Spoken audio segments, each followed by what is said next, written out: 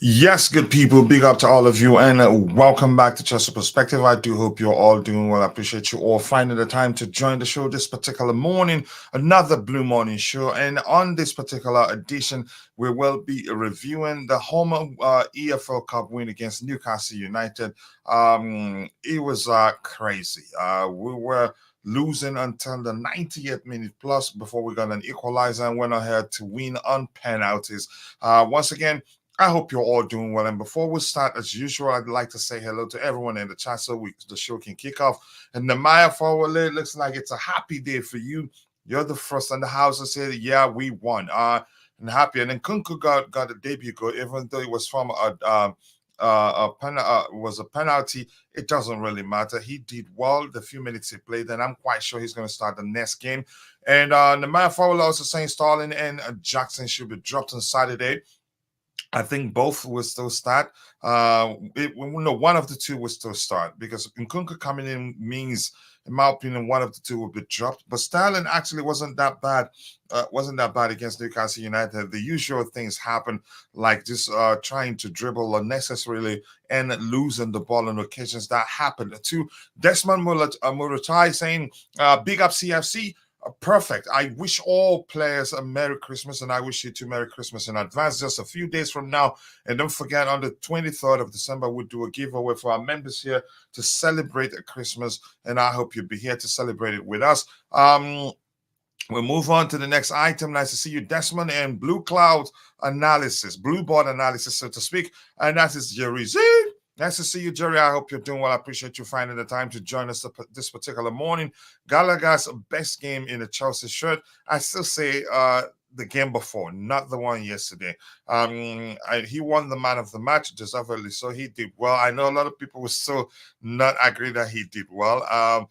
Heston, but give him credit when he deserves one. Who is a control deck? That's just my other window that I use for the sound effect and all that. But that's, by the way, sit back, relax, and let's get into the show. Yep, it looks like I forgot to play the intro when I should have played it, but that's nothing. We'll still do that. Let's go.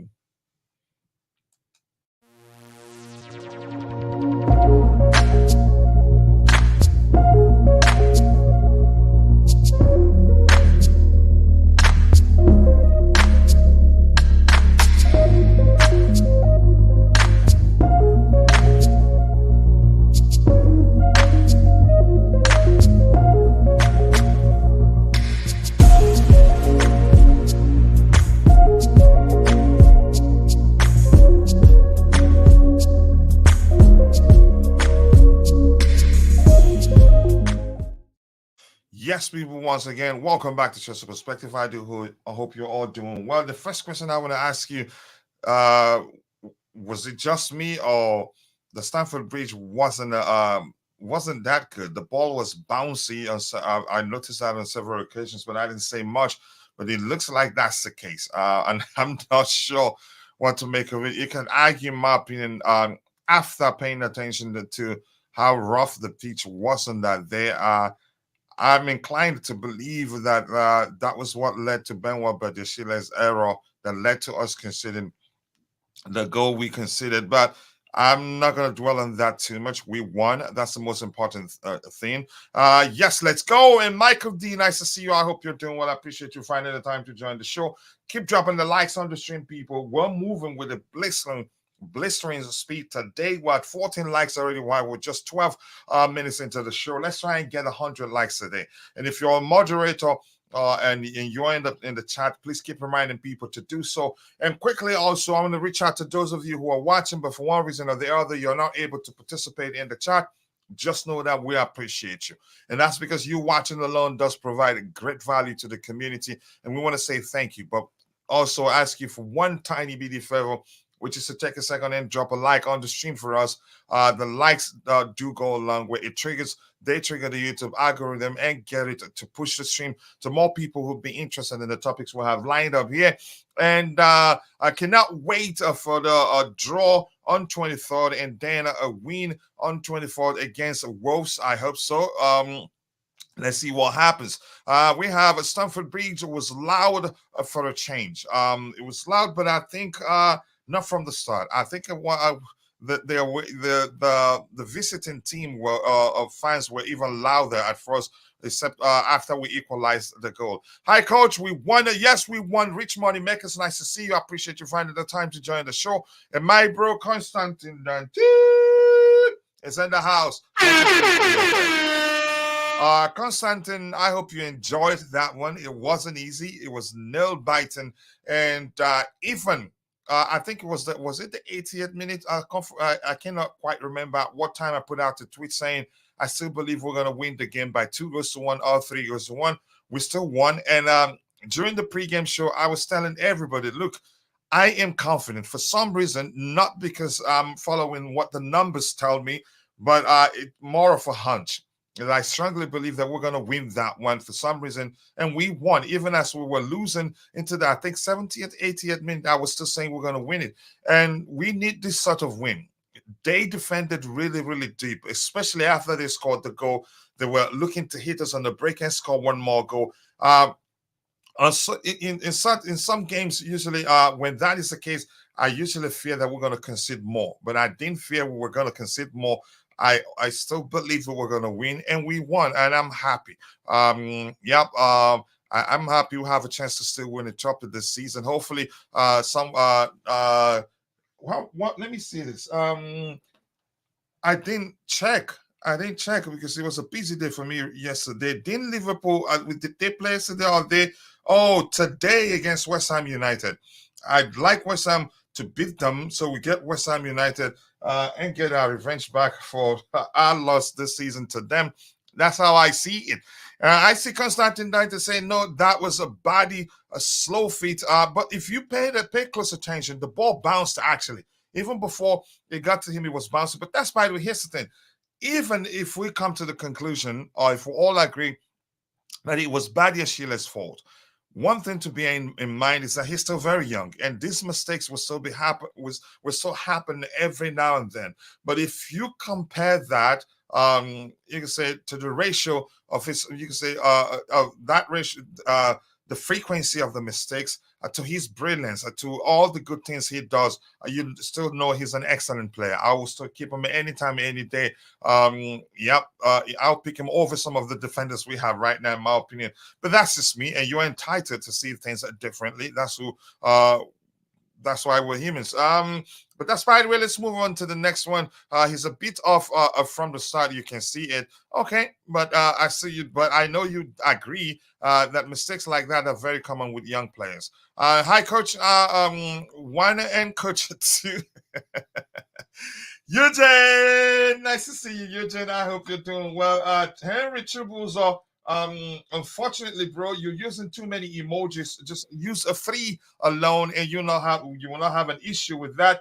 And by the way, it was a machine that deleted your message, not a human. The robot that's policing the chat. If you use more than 3 emojis, it will delete your message. So please try and keep it to 2 or at most 3. Sorry, there was on one there. I appreciate you finding the time to join us. I should go to sleep, but I will stay here a little bit. Okay, thank you, brother. I appreciate that. I hope you're doing well. And Tiba Salifai saying we should start aggressively defending Gallagher and Casado. I don't have to. And Casado from slanders. Here's the thing: slander him all you want. His future, Chelsea future, depends 99.9% mainly on what the manager wants and what the club wants to do. What anybody says about him doesn't change anything. We see him differently, and we're entitled to see him differently, and that's because we all see things from different lenses, but that doesn't define his future. It's as simple as that, and I'm just going to leave it at that. Casado playing as an excellent register, circulating the ball around while Conor cleans up after him like Kante did for J5. It was good to see. It was excellent, but Casado for me will offer more for us if he plays as you can say maybe a hybrid of 8 and 6 or box to box for lack of a better language, or maybe even as an 8. I think he will be excellent for us. Poch is facing criticism for the way we conceded. The viewpoint of a notable few are perplexing. Here's the thing. It has nothing to do with the way we conceded. It was a bit of mix-up, lack of proper communication there, maybe, for lack of a better language. I need to watch the game again. And for me, overall, I know it was a game of two halves. But still, I'd say we played well enough. Yes, I predicted a draw, 1-1 draw, so I got that right. Okay, yeah. Casado, back passer. Yep, for me, I know he's a good player, but him being the sitting six, that's not his best role. That's because he's not good at beating the press. Or let me say he's not excellent at it. He seems to be, comes across as a bit clumsy whenever there's pressure on him, in my opinion. Doesn't calmly protect the ball and find a solution quickly, hurriedly, passes it to someone who's not even ready to receive it, or maybe sometimes just loses the ball unnecessarily. Poch got away with that one, Jerry. He made some perplexing changes. The changes worked. Mudryk was sub done, so he'd go with that one. The boy made us the fans so proud. Chibbles on one net, you could argue they did that. It's a mistake. It happens. A body will learn. Yep, like I said, he's still very young, and mistakes like that are very common with young players. And Badi isn't even he's at most 22 right now. That wasn't a mistake, though. It was just unlucky how it hit his knee. Was this his knee or ankle? In my opinion, I'm still going to argue that the reason was that the ball was bouncy. But let's just leave it at that. He's an excellent player. Even so, had a good game overall, in my opinion. Let's see. Hi, coach. Newcastle are one of the best teams of taking the lead and not conceding. Just ask Arsenal and Manchester City. But here's the thing, I still like we fought well. We didn't give up. We kept pushing until the game came. And we had, you could say, we had a few chances. Even Raheem Sterling tried. He tried, had a few attempts on goal, and one nearly winning, actually. But yeah, back pass. I don't really blame Badi. He's one of my best favorite defenders. I love him. And don't judge a player by a single mistake. Anyone know why Enzo was crying at the end of the game? Reports are that he's unwell, and carried by Argentine news outlets, and the manager himself did say something to that effect. One particular report said something to the effect that he's been nursing a growing injury, a serious growing injury. So I'm not too sure how long he's going to be out, but it looks like it's not it's not severe to the extent that he couldn't play. So maybe him not playing, it's just the club and him trying not to aggravate the situation, for lack of a better language there. Keep dropping the likes on the stream, people. 18 likes. Let's see if we can get it to 100 today. If you believe we can get it to 100, you lead the way by liking the video first. If we didn't beat the Newcastle, if we didn't beat that Newcastle team, which were literally on one leg with so much possession, we didn't beat them. We drew, thanks to a favor from Trippier for his old boss, and thanks for Badia Sheila for his mistakes for the goal they scored. So we cancelled each other there. So in my opinion, we won fair and square, no matter how anybody sees it. But that's just me. But I get where you're coming from. And big up to you too, JC. Nice to see you, brother. I hope you're doing well. I appreciate you finding the time to join the show. The chat in and done. The composure exhibited by this young squad during penalties was rejuvenating. It seems that they dedicated a significant amount of practice to penalties. Maybe that may well be the case, but I honestly do not know. Newcastle FC, most overrated team in the world. I am taking two players from them, Tonelli and Gumieres. Gumieres is an excellent player, and he played yesterday. Tonelli, I'm quite sure, still suspended for gambling. Correct me if I'm wrong on that one. From minute one, we were insanely aggressive. Our press, that was a prime Pochettino, 120 kilometers per hour, a footy like he's a mentor. Marcelo Bielsa. That's one manager I'm not going to take. I'm never going to take at Chelsea. His approach is helter-skelter. If you can keep the ball very well, you tire out his team. Um, he tried to turn to the right quickly after he touched the ball to the right. It bounced. Yep, I noticed the bounce. The bounce was what led, the factor that led to him making that mistake. Yep, it bounced, and that's due to probably a rough patch on the pitch or something else. I don't know, but that's, by the way, I'm not worried because he's done more. You can say a lot more good than bad. If you're gonna compare the ratio of his brilliance to how many mistakes he's made, it bounced and hit. Was it his knee? Which made it go into the path of Wilson. And Wilson, to his credit, was at the right place at the right time to capitalize on that. Don't get me wrong, I am very happy we won, but it was still not good performance. If you watch the game again, you say we did well. Because they defended really deep from the start, in my opinion. Badi is great, especially on the ball. When you count his height, our best young CB, even I personally prefer 6'1" center backs. And here's the thing, something special. He reads the game so well that his clearances 90% of the time lands on the feet of his teammates. How he does that, I just do not know. But he's a player I respect so much. I think he will go on to become one of the best center backs in the world, given his footballing intelligence, his ability to read the game, his line breaking passes, or his overall passing range, and he's not so much into passing the ball sideways or backwards. But boy, what a player was signed there, and how much was signed him for. And plus, we're lucky he wanted to come to us because other clubs were interested, even Barcelona. And if you know Barcelona, well, you'd know that Badiashile is an excellent, you can say, born to play for clubs like that. But he's at Chelsea right now. Right now, the argument should be that he was born to play for Chelsea. I hope it's not growing. Once you get that, never goes away. That's only injury I had in my career and never got over it. You can argue when I played, I was lucky, but I didn't play professionally. I have to be honest. What I did the most is coaching. Enzo was in tears, savoring the 1-year anniversary of the World Cup win and translating that emotion into the feeling of advancing to the semi-finals of the Carabao Cup. And Phil Seeps is in the house, my bro. I appreciate you. You're another person I want to say thank you for all your support. Even when you're not on the panel, you are in the chat helping your brother. I want to say thank you to you.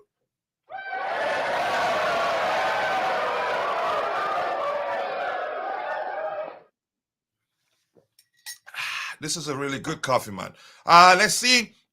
And we have Constantine that to say it bounced because he tried to dribble when he needed to keep it simple or just pass it back to the goalkeeper.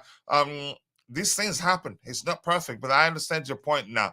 But I still see it differently. I have to be honest with you. Nkunku should start. Jackson should be dropped now. And Stalin, chances are he'll be on the pitch with Jackson, and that's because they combined very well during preseason. But let's see what the manager does. I'm not too sure what happens right now. Stalin, yes. Jackson, no. But we'll find out what happens. Dante, let's see what else we have. Your problem from my bro. Excuse me, Wally Waldo. The problem I have with Stalin is he doesn't know how to pass when he's on the ball. Always tries to dribble. And his dribble success rate is something he needs to go to church or to the mosque and pray about for God to help him to be successful in his with his dribble attempts more than he's been. It often usually less than 50%. The most I've seen him get of late is 50%, and that was one of the games we played lately. I can't quite remember which one. Sell Nicholas instead of Gallagher. Here's the thing: it's not up to me. And I don't think the club will sell Nicholas Jackson. There's actually a good player, Nicholas Jackson. And let's look at it objectively. He was never a striker. He was converted to a striker at Villarreal, and that's after I think they had an injury issue. Yeah, so it's a trade. He's still learning. If anything, I think he can actually play as a winger and do well. He can actually create chances if you know him. He's good on the ball. He can. The difference is that he's not a number 9. we can bring out the best in him, or play him as a second striker, or play him on the flanks. He will still do well if you followed him. And the same you went you a week ago or two calling for Gallagher to be sold, or saying Gallagher is crap because he had a bad day in one of the games we played. So no, Nicholas Jackson would come good. I wouldn't say sell him. No, he has more to his game. We just have to find a way to, you could say, to get the best out of Jackson. And I'll say start by letting Jackson be Jackson, which means stop playing him as a number 9, play him as a second striker, or play him in the number 10 role where he operates, where the application will be more of a second striker than a 10. I think you will get a lot from him. And he's a fighter on his day. But it looks like he's low on confidence right now, even though he's our top scorer. We seem to forget easily. We actually seem to forget easily. And don't get me started on his stupid diving. Oh yeah. Mudryk and Nkunku helped us yesterday. They were both good. And Latif Khalid, nice to see you, brother. It's been a minute. I hope you're doing well. And I sincerely do appreciate you finding the time to join the show. Hey, Coach, how are you? I can't complain. I hope you're good, too. Mauricio Pochettino should stop using the CC as right back if Malo is fit. And also, you say, apply to the left back. Here's the thing. I think I would see Malo Gusto on the left and the CC on the right. That's because it wasn't perfect, but still he was okay there. And we like numbers right now. Cucurella isn't available. And I think Gusto did better than Colwell in the left back position. Yeah. So he's an excellent player, and I'm glad we signed him. So I don't think the manager is doing that deliberately. He had to improvise to fix the issues we have due to injuries. Constantine Dante, yes, I said a drop solid for Mudryk 100%, but Jackson didn't do that bad, and definitely don't want Broja over Jackson. I don't. I've said that before. Broja has the potential, but right now we don't have the luxury to be you can say, testing players, bringing players on and off, in and out the team. It will not help us. Jackson, for God's sake, is our top scorer. So let that sink in. No matter how badly he's been or how wasteful he's been in front of goal, he's our top scorer. You should know that. Jackson was a winger at Villarreal because all their strikers were injured. They converted him to a striker, and he finished well. So and maybe that's why we see him as a striker. This is saying we appreciate you, Coach. I appreciate you too, brother. Your commitment to do the show every day. That's a consistency we hope and pray CFC kids grow to. Because yesterday I saw a fight for them and Poch. They did well. And my bro, Mykhailo, is in the house. Nice to see you, brother. I appreciate you finding the time to join. This is a brother who's been with me even when I had 20 subscribers. My first live show, my first recorded show was with him. And my first video that garnered 1,000 views was with him also, always supporting me, encouraging me. And he was one of those that encouraged me not to change the approach of the community, to keep it interactive. And look at where we are. Soon we will hit 18,000 subscribers. And I want to say thank you once more to you, Mykhailo. I appreciate you so much, brother. So Mykhailo is saying here, a big approach, been a while. Yep, I trust you being well at being. Yep, so nice to have a few good results from the Blues. Deep Cup run into semis. We take it, yeah. As you would say sometimes, shamelessly, we take it. It was a good performance, not the best, but we won. We should take Broja Mayoral on loan until the end of the season. Even you mentioned in one of your expos, you mentioned a former PSG player and former Inter Milan and PSG player, what's his name? Mauro Icardi. Take him on loan until the end of the season. We can actually do that. But let's see what the club does in January. Hit the like button, people. We can certainly appreciate the live stream a little more. Thank you for saying that, brother. We have 28 likes, and we should be doing way better than that. Let's keep pushing. And we have this year, last winter, people on the panel here, Cook. When I said we should use Gusto on left back, because we have Reece James for right back, because Gusto is better than Cucurella and Chile.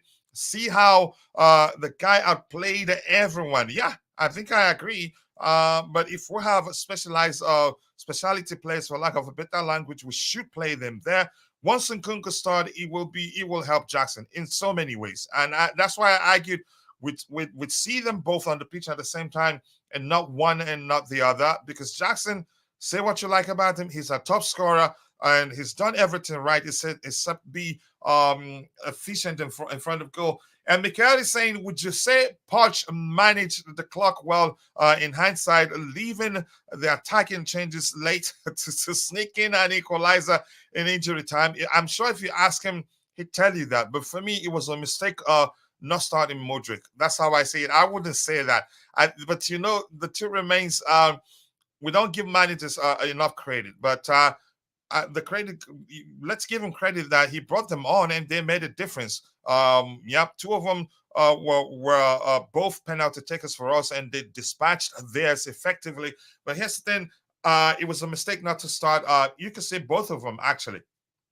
Yeah, because we struggled quite a lot before they came on. But I wouldn't say that. No, I wouldn't say he managed the clock well. No, I wouldn't say that. But I understand where you're coming from. Leaving the attacking changes later to sneak in an equalizer in injury time would have calmed nerves to have brought them on sooner. However, yeah, exactly. So that's why I wouldn't go to the extent that good chances to the extent of saying, yeah, it was masterclass. No, I don't. I don't think that was the case. They cooked me. Was Rodrigo and some other guy. But the argument at the time was why play him in the left back position? Why we have traditional left backs? I think that was their argument. And Tom Abiode, couldn't nice to see you, brother. Keep dropping the likes on the stream, people. He was okay left back, but still a better on the right back. He has 2 assists. If we're being honest, he didn't know what to do once forward on left back, confused because he has only right foot. Okay, that may well be the case. Let's see what else we have here. He was okay. I read that one too. And these are from Walter Omoregbe, my bro. Nice to see you, brother. The blue for life. Yep, we won, and let's appreciate that. Glad we got through the next round. Everybody talking about we played very bad, but a team that played 451 in defense, 451, yeah, in defense, and only defending is very hard to break. We won, and that is good. It was a good performance overall. Yeah, I have to say the truth. Should have just subbed him on the right back in the right back position. Away in Matson left back. That could have worked, but it doesn't look like he trusts Matson, and that's because Matson is challenged vertically. That may well be the case. I don't get why Poch isn't playing Matson and left back. His height is an issue, in my opinion, or maybe he's not effective defensively. We don't know. I'll just let him do his job right now. Coach, this season without form, I don't care about who plays in a sentiment. We need results. Poch must make changes to win. Whatever we can do to win, and because results get us where we need to be. Yep, and that's especially the truth with these young players. Debayo Makunju will always say, as much as winning can become a habit, losing can become a habit. And that is especially true with these young players. If they lose so many games, consecutive games, low confidence will creep in, and that will become an issue. And to solve that, will be very, very difficult. So we need to be as pragmatic as possible. It doesn't have to be pretty. Just keep winning games.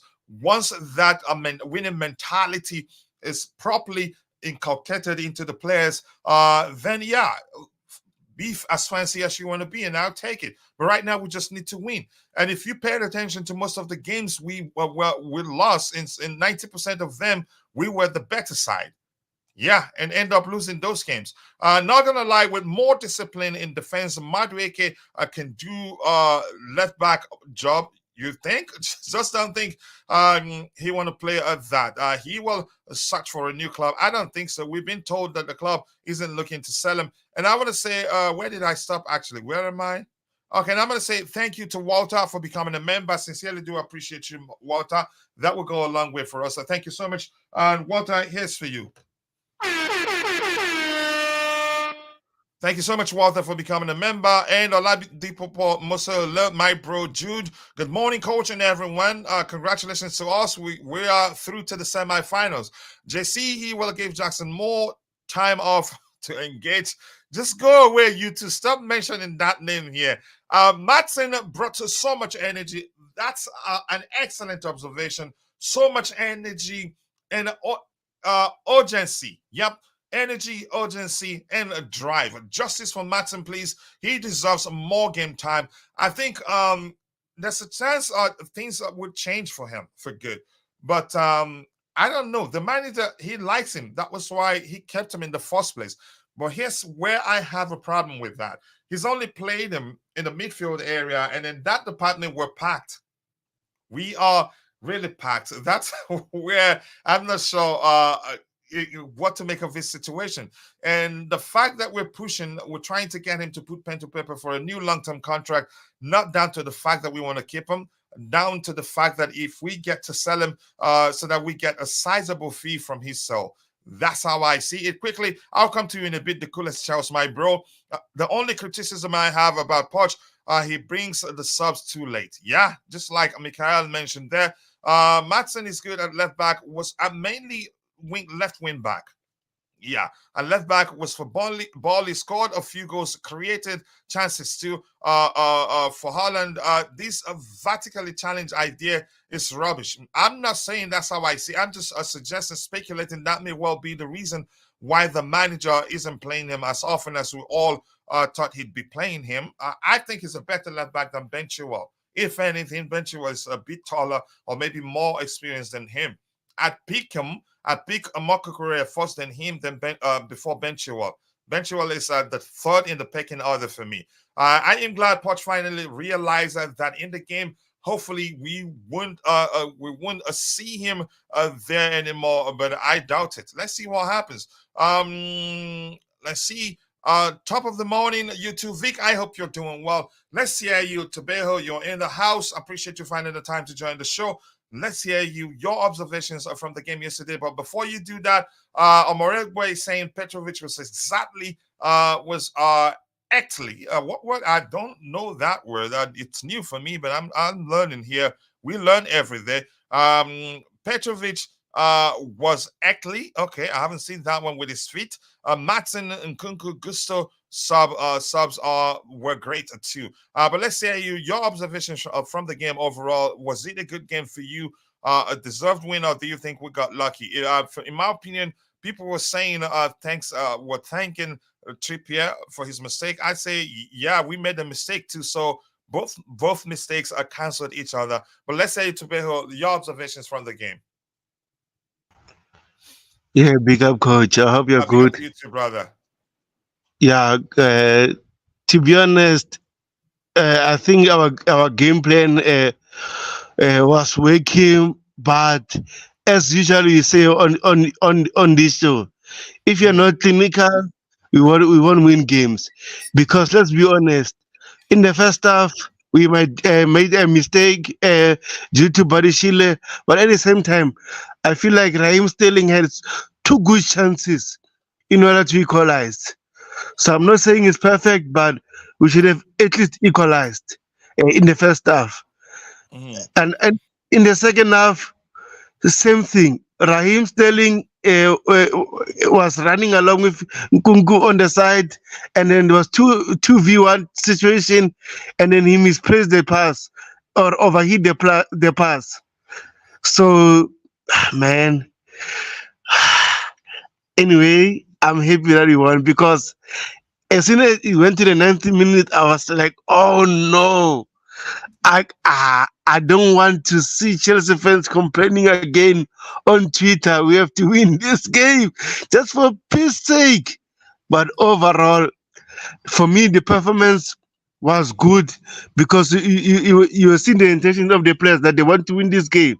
Mhm. So I know fans are complaining that oh, this is not the right back, blah blah blah. But at the same time, Malo Gusto is not fully fit.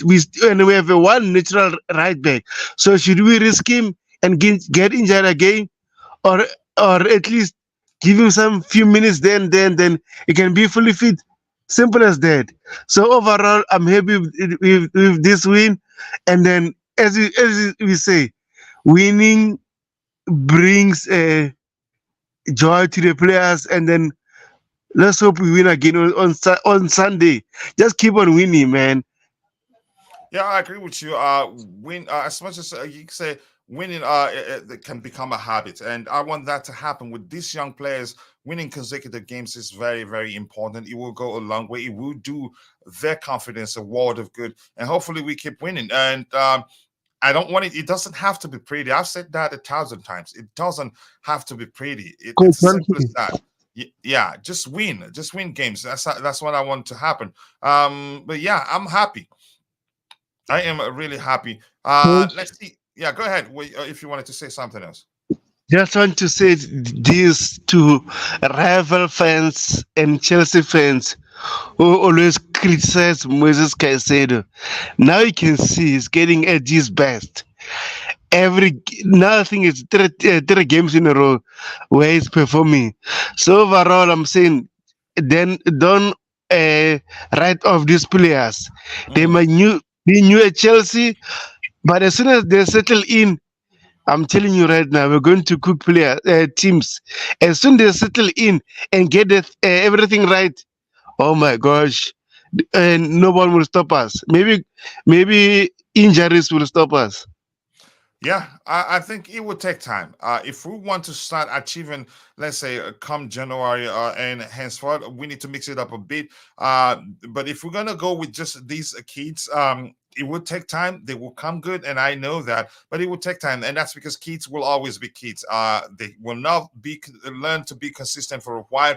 Managing game, actually, we don't even know how to manage games properly. But I'm not complaining too much, and that's because I know we have kids, and kids will always be kids, which means there will be mistakes here and there. But we move on from that. Congratulations on the win. Yep, to all of us. We celebrate that. It's not easy. If anybody says, yeah, thanks to Trippier, then thanks to Badiashile, who also that mistake that led to us conceding for us. We should buy Lucas Gona, Duat for a destroyer. I don't know these players you're mentioning, and I have to be honest with you. But you and I, you're my friend, you're my bro. We talk on Twitter. Educate me sometimes so that I can look at them and maybe be able to present a good argument as to why I think the club should sign those players in question. We have 51 people watching. Keep dropping the likes on the stream, people, and we're still just at 31 likes. We should be doing better than that. And Vic, my bro, is in the house. Vic says Colwell is playing because he's not Poch's number one CB, but he needs to play. I'd rather help Matson more with his defensive abilities and trust. Colwell, I'm not going to even judge him until he starts playing centrally. First of all, he's been used as a makeshift left back, which means it's traditionally, we all know traditionally he's not a left back. That's why you see him at some certain you can say approaches or attributes that's very common with left back. You don't see him. You can say even the way he applies himself when he plays in that position, not as a left back would. So we're lacking that area because traditionally he's not a left back. The plan is to sell Colwell, cash in a pure profit. Let's cook Bali. Let's see what the club does. But I think he stays. There's a good player in him, but not in the left back position, centrally maybe. Lot Dantes and let's go. Nkunku should have had an easy goal on debut, but Starling, OMG, what a pass. I think he overplayed that one. Went through on goal. Yeah, I agree. And my bro, Ankit is in the house. Appreciate you finding the time to join. Appreciate you. Big up, bro. Up to Charles. We know what we are. We will be back. Come on. Yep, I agree with you. The road maybe, should I say, rocky. It's been difficult, not easy, ups and downs. But I know once the ship stabilizes, it will smooth sail to a lot of you can say to the glory land, for lack of a better language there, but I know you understand what I mean. And if you're watching, if you haven't, please go check out my bro's YouTube channel, Almighty Blues FC. Be sure to subscribe and let him know I sent you. It's easy. Just click the three dots to his name, click on go to channel, go subscribe. Let's help him get to 20,000 subscribers as soon as possible. Tebago! Tebago, I'm telling you, your second channel should be Tebago. I think it's a good name. Yep, it's a good name for a channel where you cover all other clubs, not just Chelsea Football Club. Back pass baller. Let's all like the stream and get it to 18K. Yep, we have how many more to get to 18,000 subscribers? We are right now at 17,954. So which means we need 46 more to get subscribers to get it to 18,000. Probably by the time the January transfer window shuts, we'll get to 20K subscribers. But thank you for reminding us, brother. Much appreciated. Caicedo played good, but not great. Not great still. I don't see him as a sitting DM, but did he actually play centrally? I think Gallagher was more of the central, the disciplined one, and maybe they were shifting. You say switching places. I have to watch the game again. Not great for me. He still needs to show more. He's been, you can say, ups and down, but I know he will come good. He's an excellent player. I missed the game. How would you rate Caicedo, Mudryk, and Nkunku yesterday? Nkunku and Mudryk, they did good. Caicedo did good too. Just like what's his name? Constantine Dante knew you were going to come in with that question. I hope that answers your question. But nice to see you, Peter Pan. I hope you're doing well. Much love to you too, brother. Yeah, but until we wait, the other will become stronger. Also, they will just additional. Okay, yeah, I agree with you. Because every new season you can see new and better football faces. Oh yeah. Footballers come, footballers go. And Rain is in the house. Nice to see you, Mr. Rain. I hope you're doing well. I appreciate you finding the time to join the show. Saying I have, to be honest, if we play 4 center backs and Newcastle played attacking like they did in the first match, we probably got destroyed. So I am glad they're only thinking on defended. And the GFC, the GFC Gavin is in the house. Appreciate you finding the time to join. You know what to do, so people can go check out your YouTube channel and subscribe. And I was able to join your show yesterday. I really wanted to support you by donating, but it turns out you're not there yet. But I can assure you, keep working. Soon you will be monetized too. And whenever I come around, if I can, I will support you. Constantine Dante saying hello to you too there. Let's see anything else we have to address. Broja needs to improve. He is far from leading our attack. I've said that. As much as I get it. Jackson has been wasteful. He should have at least 21 goals right now, but he's done everything else right except be clinical in front of goal. And I know that will come with time. He just needs time. But here's the thing, maybe he's looking for motivation in the wrong places, and I'm not going to mention names, but I think he will come good. But I'm still saying it's something I've said before. Let Jackson be Jackson. We actually still played with 2 DMs till the end, but the application means one of them sits deep and one of them operates as a hybrid of 8 and 6. So I'm not too concerned with us playing 2 6s, but it's still an issue in the sense that at times 2 of them are expected to be close to each other, thereby reducing the number of players we have in the offensive area. So that makes sense. Almighty Blues Ankit has made me humming, flying high up in the skies. We keep the blue flag flying high from Stamford Bridge to Wembley. We keep the blue flag flying high. Yes, that's Mykhailo there confirming the sort of delicious content that you can find when you visit Almighty Blues FC. My brother from another mother, I met him as a content creator, but over time, we've grown to become brothers, and that's because I love him and I trust him. I can trust him. You know how you trust your brother, that they'll got your back, and whenever you see them in trouble, you got your back, their back too. What a friend you can say a brother he is, and I love you so much. Please go check out his YouTube channel. Be sure to subscribe, and let's help him reach 20K subscribers as soon as possible. And TC here helping promote Tebago's YouTube channel. Please subscribe to the Coolest podcast. HTTPS. The link there. I'm not going to read that one by one. I nearly did. Go subscribe. Let's help him grow. He needs to get to 1,000 subscribers as soon as possible. Deserves that. Broja is a long way from, I don't think he should be leading the line for us. He should be coming on, getting minutes here and there until he proves he's ready. But right now, on 2 occasions that he started, he's underperformed, in my opinion. Semi-final draw tonight, hopefully, Middlesbrough. Let's see who we get. I enjoy it when Chelsea win, and when we lose, I'm sad. Yeah, I host parties when we lose, right? But you get my point there, TC. But nice to see you again, TC. We should sign take Fusa Kubo and Brahim Diaz. Brahim Diaz, I know, are ballers, but I don't think we'll be making too many signings right now. Carabao Cup trophy, let's go. We can win it. I agree. Now hit the like button, people. 41 likes. I think we are doing well. Let's see if we can get it to 100 likes by the time the show ends today. Let's see. Yep. Okay. There you go. Let's address these news items. Then quickly, this is saying then we will go back to the match review proper again. This particular news item here is saying that report from Simon Phillips is saying that Chelsea are closing in on a deal to sign 17-year-old midfielder Papi Duda De Jong from AF Darussalam. Deal almost done. Senegalese under 17 played in the just concluded under 17.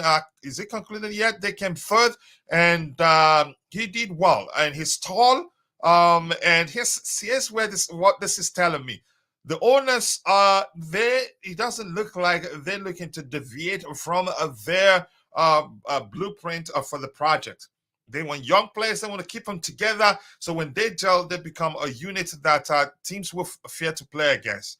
And if that's what they want to do, I'm all for it. I'm not too concerned. I know it will yield results, but it will take time. And we're getting there. This is just more like a preseason for us. But hopefully they will change their mindset, even if it's to get experienced players on loan, or just get experienced players for a short time. It will go a long way. I just subscribed to all the channels. Thank you so much. And please go check out CFC Gavin's own YouTube channel. Subscribe. Click the 3 dots to his name. Click on go to YouTube channel. Subscribe so we help him grow. Get monetized as soon as possible so he'll be encouraged to do more on YouTube. Broja has 2 games. Shows why I give up on him. I haven't given up on him. He was excellent before he got injured, although didn't play that much. That's a good player in him, but he needs time. And I don't think he should be starting over Jackson right now, even though Jackson has been wasteful. But if you're going to say drop Jackson and start Broja because he's been wasteful, think about how many goals he's scored for us. And without those goals, where would be in the table right now? We're happy today, but don't be delusional. Don't be. Here's the thing. I'm not going to read the second part because I don't agree with that. Don't be Gallagher delusional. And let me just read it because you're entitled to your opinion. Here's the thing. There'll still be ups and downs. Things won't be perfect yet. But I still say it looks like we've gone from regressing to making progress again. And maybe that's because we've learned that it doesn't have to be pretty. We just have to find a way to win. And I like that. And Blue Board Analysis once more, share the link to your YouTube channel so people can go subscribe. Let's help you get to 300 as soon as possible, at least. Kachila, it would evoke strong emotions for me if we draw Liverpool in the semifinals, and I know why. You're aware of this sentiment. I know quite well, and a lot of your family members are Liverpool fans. Warning, heartbreaking upcoming. Don't say that I didn't want you. Here's the thing. You better temper your expectations. Yep. Don't expect too much. If we win, you'll be okay. If we lose, you'll be okay. But this game, you say that game against Newcastle United, I was confident we were going to win and didn't even base my conclusion on the numbers I looked at. Yeah, because overall throughout the season, numbers show they've been scoring more goals. They're one of the top, you can say, teams in terms of goals, average goals per game. And I actually regressed to 1.2 from 1.8. So, but I didn't. Had I paid attention to that much, I say it looks like we're looking at this one. But something in me at the time told me we're winning this one. And even when we're still a goal down, I put out a post on X saying we're winning this game. And lo and behold, we did. So I'm happy. I love Mykhailo Mudryk. I love him too. He's an excellent player. We are signing, a guy from Senegal League. A fresh talent. I think he's going to start maybe with the academy. This is not the first time we've been doing that before. We signed Datro Fofana from what's his country again? Ivory Coast, right? From okay, not from his Ivory Coast club, from Modi FC, and was it Norway? Yeah, we've been doing that. That's not the first time. Why Yes, Chelsea no fans? way. Norway, yeah. Why Chelsea fans hate Conor Gallagher? I just don't want to talk about that. I don't. Here's the thing. It doesn't matter to me. And I've spoken about Conor Gallagher at length severally, letting people know, even if you don't like him, appreciate the fact that he's been one of our top performers this season so far. And numbers prove that. Numbers you can say numbers say that's the case. So you have to respect him for that. And if you don't, then you're just not being truthful to yourself. Even if you don't like him. And even though I've said it 1,000 times, he's not my favorite Chelsea player. But I know there's a good player in him. I know he can become even better. And what other manager are capable of is capable of helping Gallagher reach the heights that Mason Mount never reached. That manager is Mauricio Pochettino. But my concern is that Pochettino himself, he only preached about the importance of Conor Gallagher, his industry, his commitment, the fact that he came through the Chelsea Academy, but never at any time said specifically, like most managers would do, I want him to stay. I like him. I want the club to try to keep him. He has every right to say that. But maybe there's something going on behind the scenes we don't know. Maybe we're walking and getting him to put pen to paper for a long-term contract. We don't know. But we move on from that. If he leaves, I'm fine. If he stays, I'm fine. Chelsea is the entity I support. And I'm just going to leave it at that. Rain, nice to see you once more. They're saying we should definitely sign Desiree Do. Who? Do okay, from Reigns. I think we need that and fit in our project. That 19-year-old. Okay, let's see. Eugene warning us about a season. We're all just hoping for miracles, bro. It will continue to be a roller coaster. Yep. Kids will always be kids. It's as simple as that. And people, I want to say thank you. Well, we have 44 likes, and then we gained one new channel member today on Moregbe. Thank you once more. I appreciate you all. 44 likes. Let's try and get it to 50 and shoot for 100 likes as soon as we can. Yep. Let's see what else we have here. And my bro, Jude Mesole has also shared the link to his YouTube channel. Go check it out. CFC Jingles. Let's help him grow. He creates lots of Chelsea-related educational videos. You can see more of history, Chelsea history, and some news items also to help you learn more about Chelsea Football Club. Be sure to give some of his videos, all his videos a watch. Not too many right now, and they're all very snappy. Watch them, drop a like for him, and drop a comment. Let's help him grow. Because he is. Just go away, coach. Yeah, but that's your Fafana play. Yeah, I corrected that immediately. In Europe, yep. Molde FC in Norway, yep. Chelsea fans hate everyone. Yeah. And here's the thing: if I listen to people critique a player objectively, I don't have a problem with that. That's what people do. I'm a huge fan of Dacho Fofana. That kid gonna be world class. Honestly, we mismanaged his start to life as a Chelsea player. Graham Potter did that. We saw what he's capable of doing when he came on. When we had players, at the time under Graham Potter, we had players that looked disinterested, players that looked as if they want to play for Chelsea anymore. And Dacho Fofana, I can remember vividly one of those games. He came on and was the one. He started the game and was the only person fighting, pushing. And what I was hearing, I couldn't believe my ears. Pundits were saying he looked too raw. What do you mean too raw? He was making things happen, and he started as number 9. You remember that game, right? And Uncle Graham Potter took him off. Yes, funny thing, Grandpa subbed him off and play Mason Mount as a first line. So please make that sense. How can you play a midfielder as a first line and then take off a striker who was performing very well? You can see he was enjoying the game, having fun, dribbling, and he was short, but he was so strong, man. I enjoyed watching that kid that game.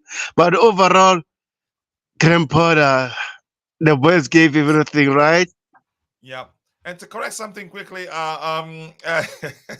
he means Desiree Do, not, but But yeah, you can say I like Dacho Fofana in my opinion, but I get it. You're talking about Desiree Duo. Do how you pronounce it? Is it do? Sorry for misreading that, but yeah, but you get my point in terms of Dacho Fofana.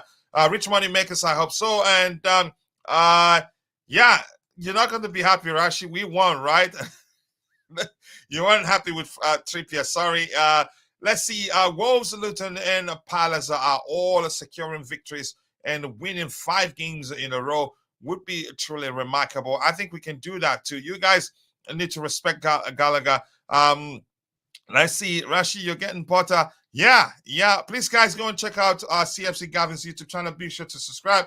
He shared the link to his YouTube channel. Let's help him grow and get monetized as soon as possible, so he'll be encouraged to do more shows.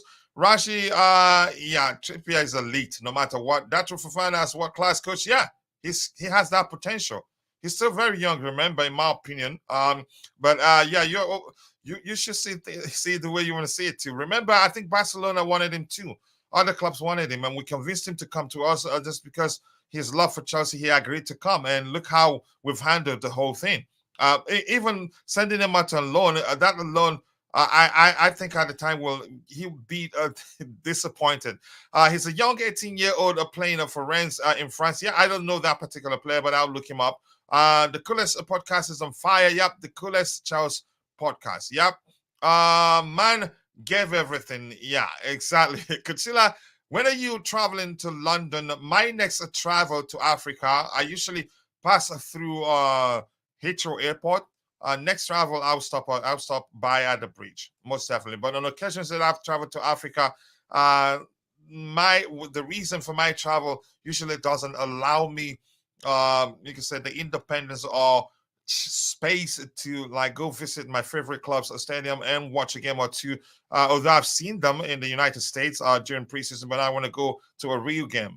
Big up to you too, AB. Nice to see you. I appreciate you. I hope you're doing well. And let's see anything else here. Potter in United. Yeah, let them get Potter. Get him. He's gonna do well. Let's see. We have Jabulani Zumalo. It's been a minute. I hope you're doing well, and I sincerely do hope the case is that you've been busy and nothing has happened on your end. He says, may we please assign Alfonso David from Bayern? Good luck getting him. Do I think Bayern will let him go? I think it'd be difficult.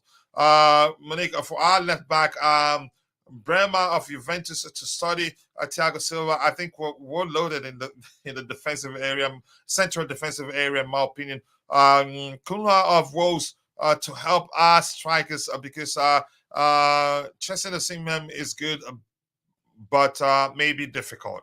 Most definitely difficult. Does Ten Hag have a Potter is modern football coach, but I don't think he's ready for big. Just thinks he miss authority sometimes outside football. Yeah, let's see what happens with Potter there. Hi, coach. No more kids, please. I'm not the one signing the checks, and I'm not the scout suggesting the players will sign, if that makes sense. Union Berlin is not the right club for Datro. It was a mistake. Yep, Eupen, not the right club for Slonina, and Forest is not the right club for Sanders. Lonese are playing for the wrong clubs. I think I agree with you. I disagree. Okay, go ahead. Let's hear you. With Gaga Slonina, I disagree because it's getting game time every game. I like Datro Fofana, who just gets minutes there and there. But from the beginning of the season, he was getting game time. But as you know, Union from Berlin at the moment, they are underperforming. So the coach now is using more experienced players in order to help the team to get points. So nothing to do with Datro Fofana a lot. So with Gaga Slonina, you can check. He's playing every game. That's good for him, right? Even though let him face more shots. Exactly. Exactly. Let him face more shots. I know they are bad in the Belgium league at the moment, but it's good that he's playing so that he can get more experience. This is what we want.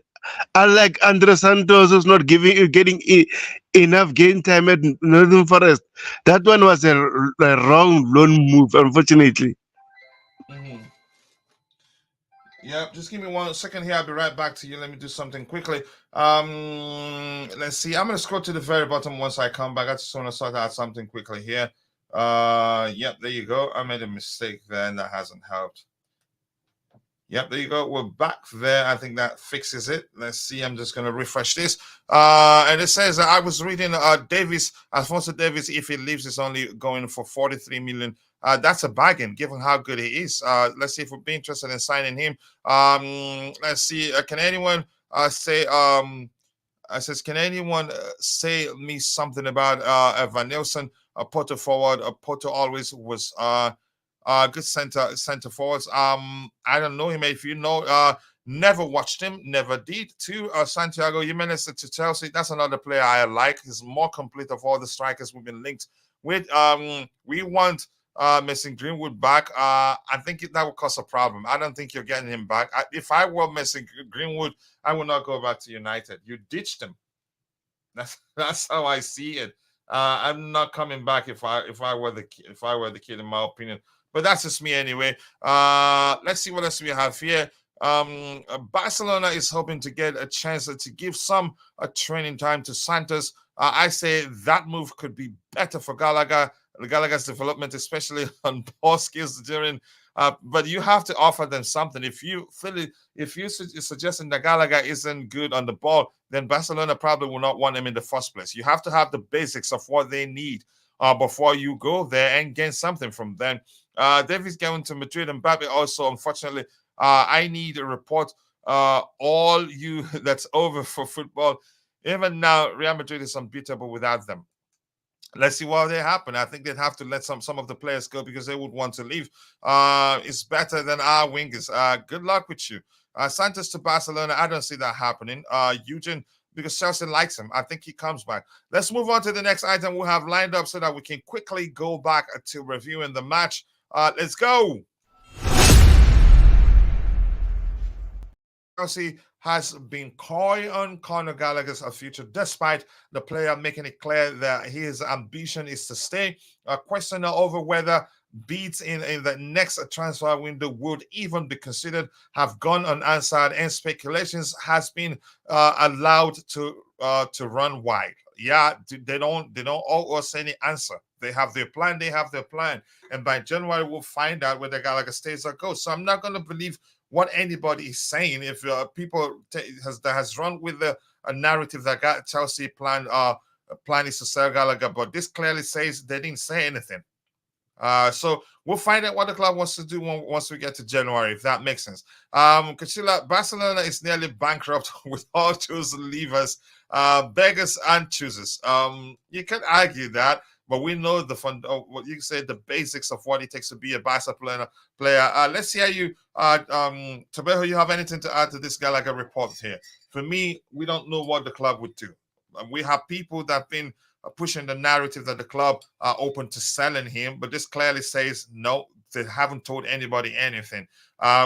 There's a chance they found a way to keep their contract extension activities or maybe transfer activities under wraps. That these journalists aren't happy that they're not learning too much from the club. But let's hear you.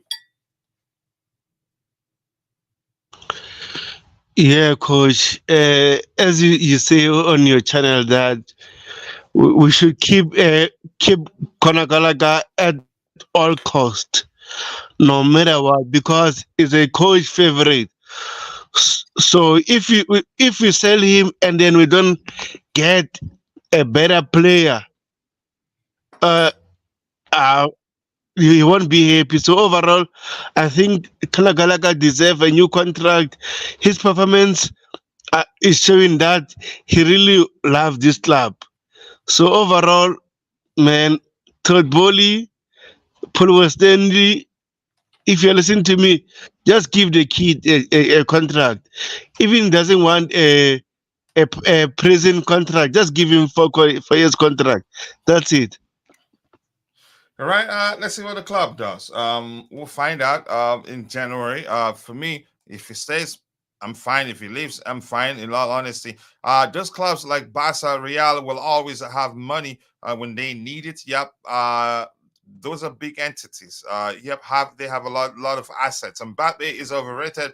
Okay, that's your conversation with him. Let's see what else we have here. It's not up to me, and let's move on from that. Coach, can I get a woof woof, a big up and a panel? Chat, nice to see you, brother. Do we have woof woof here? Let me see if we have it.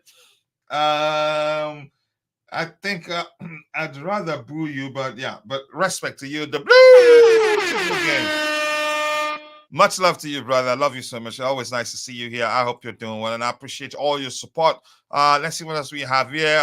Saying hello to Ngolo Dante, Tebago. Let me reframe the question. With so many players in the midfield role, who do you think goes to balance oversupply? And Brooks, yeah, Tebago, let's hear you. Who do you think lives? Because we can't keep all the midfielders. We're packed in that area.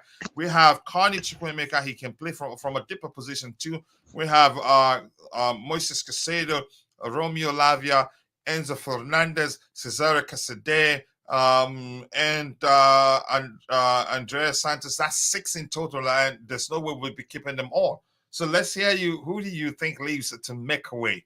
You can say it so that we can balance things out, because we can't keep them all. But let's hear you. Yeah, JC, thank you very much for butchering my name, first of all. But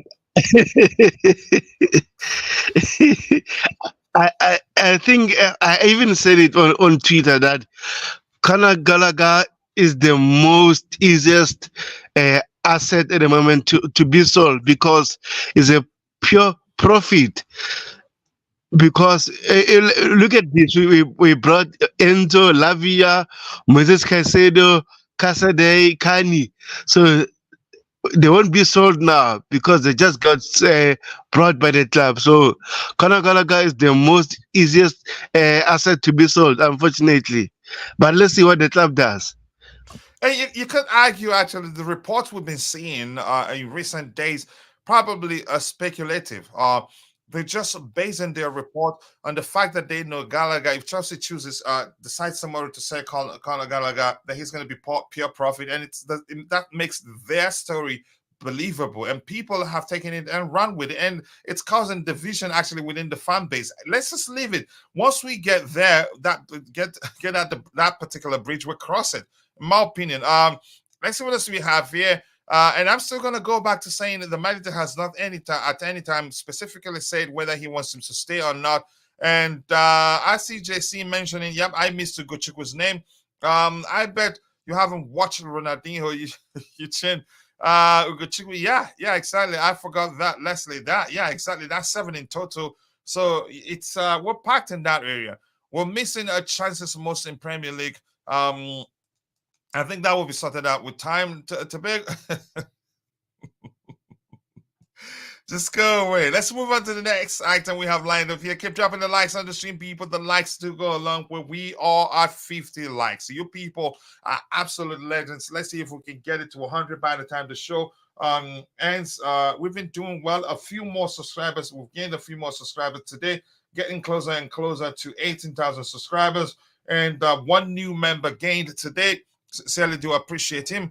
Lamin Baz saying a brilliant at Chelsea yesterday. Yeah, you're entitled to see it that way. We did well, and that's how I want to see it. Give me a second here. Just looking. Okay, just want to switch this up a bit to this one here. I like this one. Let's go with this one for a while. Malo Gusto came with quality yesterday. He's always had it in him. Just showed more of it yesterday. Is that extended Stamford Bridge behind your coach, or new stadium? It's just not the new stadium. But man, if you want, I will send you more pictures. You're my friend and brother. Good afternoon, Coach Tebago in the chat, and that's DJ. DJ, where you are at the game yesterday? And DJ, by the way, I said, DJ, I know you're gonna like this. DJ is in the house. Nice to see you, DJ. I hope you're doing well. I appreciate you finding the time to join the show. Thank you once more. For the board, we'll be okay with FFP. They've told us if they stop getting young stars, please get us an experienced striker. Let's see what they do. January is just a few days right now. Gusto came on and looked like a quality because he's a proper Yep. It's a proper fullback, yep, or wide back for whatever language you prefer there. So it makes sense. Let's move on to the next item we have lined up. Keep dropping the likes on the stream, people. The likes do go a long way. Let's go. Right, Christopher Nkunku on Instagram. The best way to meet you guys for the first time at the breach. Thank you for the warm welcome. Cannot wait for more. I think probably when he came on, he probably realized we expect so much of him. Hopefully, he delivers. I hope so, because there'll be so much pressure on him, caused by not just the players, by the manager constantly mentioning Nkunku, Nkunku's absence as a reason why we've been struggling. So now he's back. He better start delivering. But I'm still going to leave it at, I'm not going to start judging the manager that much until we get Lavia back, Connie Chukwemeka back, and all the players back, that's not far away from now. I have a good feeling of what is coming. I hope so. Pedro, nice to see you once more. We need to help Poch or he will fall out with the board. How can we help him, really? I don't think we can. Rich money makers. Everybody getting Tebago's name wrong today. Yeah.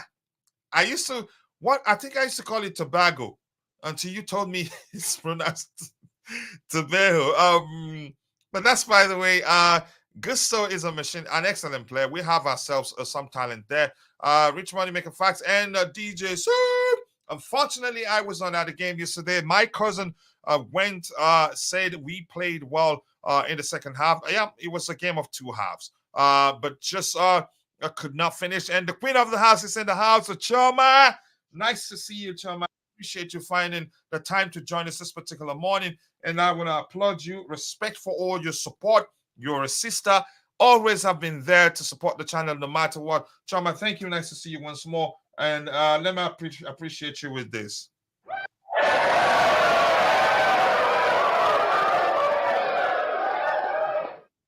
Yep, up the Blues once more. I'm quite sure Chama probably on his way to work. Fans need to give support to the team. We need that. BRZ, we are the 12th man in my opinion, and manifest that we want to keep Conor. You could, but I think everything comes down to the manager. You can't force a player on a manager.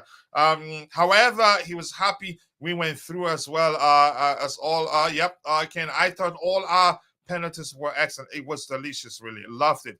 Yeah, and the blue Tiff game. Yeah, that was a poor taker from Tebago. They are intentionally butchering your name. They just want to fight you, but it's all love. I know you know that. Xmas time, I need Liao for Xmas. Can play everywhere in attack as a center forward. I think it's too late now. I don't think we signed Liao. That sounded like backing with a high pitch. Just go away. Let's hear you, Ty. Your observations from the game. But Nkunku, I'm happy. Your observation. We're getting back now to the match review. Let's hear you, Ty. Your observations from the game. Ty, at one point, Ty, can I say this if you don't mind? I know before Ty said that in the group chat, before he said, that's it, we're losing this one. Even before Ty said that, I already did put out a post on X saying, I'm so confident we're going to win this one. Ty said, that's it, we've lost this one. That's when I said, oh, yeah, we're really winning this one.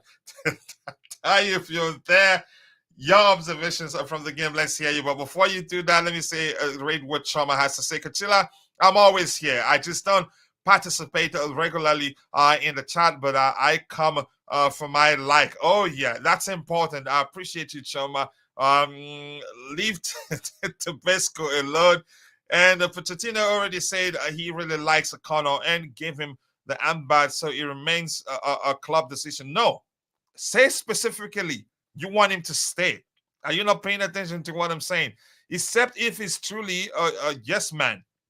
But if it's not a yes man, tell the club, I want this player to stay. Say it openly. Yeah. I want even Thomas Tuchel, when he wanted some of the players were on the verge of running down their respective contracts. He was saying openly, we want to keep him. We want him to stay. He's a very important player to us. He didn't just preach the importance of the players and how. No. That's a different thing altogether. But fans can have impact on that. Maybe, I don't know. You can't. Just so takes me back to saying you can't force a player on a manager. too many names. Tabasco Sus wants to keep Gallagher mad. Let's see. Big up Ty. Welcome to the panel. What's your take on who would be sold out of our 7 midfielders? Okay, Ty, if you want to answer that question, take it and run with it. Yesterday's game almost made me give up, but with football, you never know. Yep, you just can't script the game. So, Ty, answer this question before we go back to reviewing the match again. Ty, are you there? Yes, I am here. I can barely hear you, bro. Can you hear me better? A bit better, but it still looks like you're far away from your microphone. That's weird because I'm holding my laptop in my hand. So maybe it might be the volume of my headset. Okay, but go ahead. Okay. The question The is question on the screen. The question on the screen. This particular question from JC, if you don't mind. What's your take on who would be sold out Yep, of JC puts you midfield? on the spot. Honestly, I mean, like it's a question that there's a lot of specifications because he's saying out of 7 midfielders. So he's saying Mm-hmm. out of all the other midfielders, this is the one. And in all honesty, I would have mentioned this the last time I was on the panel, that Gallagher would be seen as one of the better options due to the fact that he is a player that came from the academy, so he'd be a pure profit. And based on the fact that he is gaining recognition, he's always been a player that teams have shown their interest in comparison to the other midfielders who are Mm-hmm. still trying to make a name for themselves in the league. Some of them just came, so it would really make any sense to try to sell them, because the likelihood of you getting a high amount of profit from that is very unlikely. So Gallagher is the option that they would look towards because he is more popular in terms of English background, big one that has been in the league a couple of seasons and has impressed. Mm-hmm. So I mean, I disagree with selling him. I prefer we keep him. But if one has to go, and if their plan is to sign some other players in January, they're going to have to sell to buy. So if Gallagher has to be sold, then that's just what the club decides. But I would be against it. But you can't keep everybody, and that's something that Chelsea fans are going to have to recognize and accept eventually when they start to see more players they want to see stay go Yeah. through the door. Yeah, thank you so much for answering that. Ty, I'm going to come back to you in a bit. I want to hear your observations for the game. I understand, yes, and but Chelsea FC Zingos, go check out his YouTube channel. Let's help him get to 1,000 subscribers as soon as possible. More importantly, help him get monetized so that he'd be encouraged to make more videos. And believe me, you will enjoy his videos there. And we have, well said, Coach, make a statement, Poch. It's as simple as that. Make a statement so we know where we are. I don't want a Jimenez, a Sesko, Gyökeres. I want Leao up front. To be honest, he will cook better. Leao too late now. We can't get him. He just extended, signed a new lengthy contract, a long-term contract. He extended. He's like, you say signed a new contract. Let me leave it at that because I'm not quite well acquainted with the length of the new contract. Our players like Leao, Reece, and Fofana. Let's see what happens there. Is Ty in the bathroom? Just go away, man. Ty and Tebogo, please do not mind the spelling. It's Apple computers are playing tricks. Okay, it happens to all of us. None of us here is perfect. I just joined. Have you already talked about Duanga Duong, the Senegalese youngster? We've talked about him, 17-year-old. Wash your hands. Yep, we've done that. Get off. Gusto is now an option at left back. Yep, that's the truth. If we need cover, there though, he's done a good job. I still question that decision by Poch when you have Matson on the bench, but respect the change he made. Here's the thing: you have to let the manager do his job. If it doesn't work, that's when you start questioning his decision. For some reason, he doesn't see Matson as a left back. Time must have a good. Just go away. Let's see, Coach. Do you have? Oh my goodness! What you guys shouldn't start this morning, please. Let's see what else we have here. Just subscribe to the to the you subscribe to the Beautiful Games YouTube channel. Okay. And that goes a long way too. Ty, make sure you leave those comments in that room. Just go Can I away. can I can I just confirm that I'm not in the bathroom? I'm You in don't my have room, but you owe them that. But go no, but ahead. they keep they're saying I'm not in the bathroom. I'm in my room, but there's a lot of space in it because I would have See, that's changed up. echo. Yeah, so the echo is there. I'm not in the bathroom. It's my room, but it has a lot of space for echoes. Yeah, and you're not just responding, you just want to bust their bubbles. So you let them know they're not correct. Yeah, Gusto not good at left back. Had no idea when he was a forward because used to his right foot. Yep. So was very confused, but defensively he did a good job. Let's. I don't like this guy one bit. Ooh, I don't like him.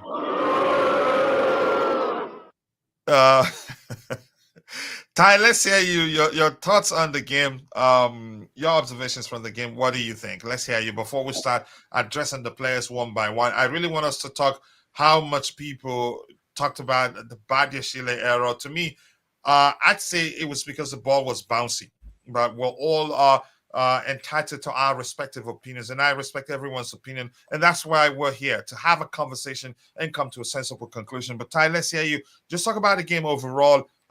Would you say it was a deserved win for us, or do you think we were lucky? But let's hear you. honestly, based on the fact that we would have been the team that was pressing and dominating possession and kept going into Newcastle's half and kept working the ball around their box, I think I wouldn't say it was a lucky win. It was a deserved comeback, and it was also a deserved win on penalties because we kept pressing. We didn't look disheartened. We kept going, and we were patient. And I mean, even though I lost courage and belief that they would come back, they saved it for Mm. the stoppage time. So I mean, I wouldn't say it's a lucky win, but in terms of the first half, we started off well. I would say we had the ball in their half, but a mistake and a mix up in the defense, or I think was a missed pass by Casado first, and then the ball went And into the that path. was where it all started. Yeah, and as you said, I think it was a case where the ball was bouncing because funny enough, the way that we would have scored the goal was a header backwards and Mudryk pounced on it. So I think it's a case where the ball was bouncing and it caused I think it was a miss hit by Badashir. I think he was probably trying to kick it and he missed it, and the pass the ball would have entered into Wilson's path and he scores. But I was impressed with the fact that the team didn't drop their heads, they didn't look disheartened, they worked hard, they worked rationally, they kept composure and they kept pressing, and we had a lot of chances. And I mean, you can't say it's a lucky win when we limited Newcastle to two shots in the entirety of the game. That is impressive. Um, I was frustrated a bit with the fact that we kept going backwards and we kept keeping possession, but it worked in our favor. We limited them to two shots throughout the entirety of the game, and that is something that is difficult to do against Newcastle of late because they press very hard and they press very high, And and they've as been a result, scoring friendly. yeah. So as a result, it was actually deserved. And I mean, when if you're gonna be continuously hitting the post and hitting and goalkeepers are saving or the ball goes wide, you're Mm. gonna wonder if it's your day or not.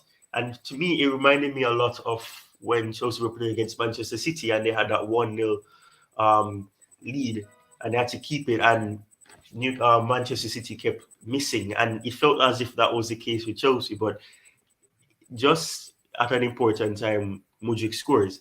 But I think it's a case where we still have a lot to go. There's an imbalance in the team in terms of experience, the ability to know what to do under pressure, because we still struggle with that. So, but that is very predictable because we have a very young team that comes with experience, and some of them lack that at the highest level. Some lack that experience of playing consistently, and drama filled until the very end, and we got the win on penalties usually, and we progressed. I would have to simply say that there's a lot to do, but Nkunku's return will be interesting to see. He did come on and he did make an impact. He was linking up play well. He was connecting with players as well. So there is positive and there's things to look towards, but I don't share the sentiment of saying our season starts now because Nkunku is back. I don't think him alone will decide on what happens. If him coming back can be a positive and he can be impactful, then fantastic. But I wouldn't rely on him solely. I think it has to be a team effort and it has to be with us finding the perfect balance, the perfect system, and the perfect structure to go forward. Yeah, thank you so much. I appreciate that, Ty. And here's the thing.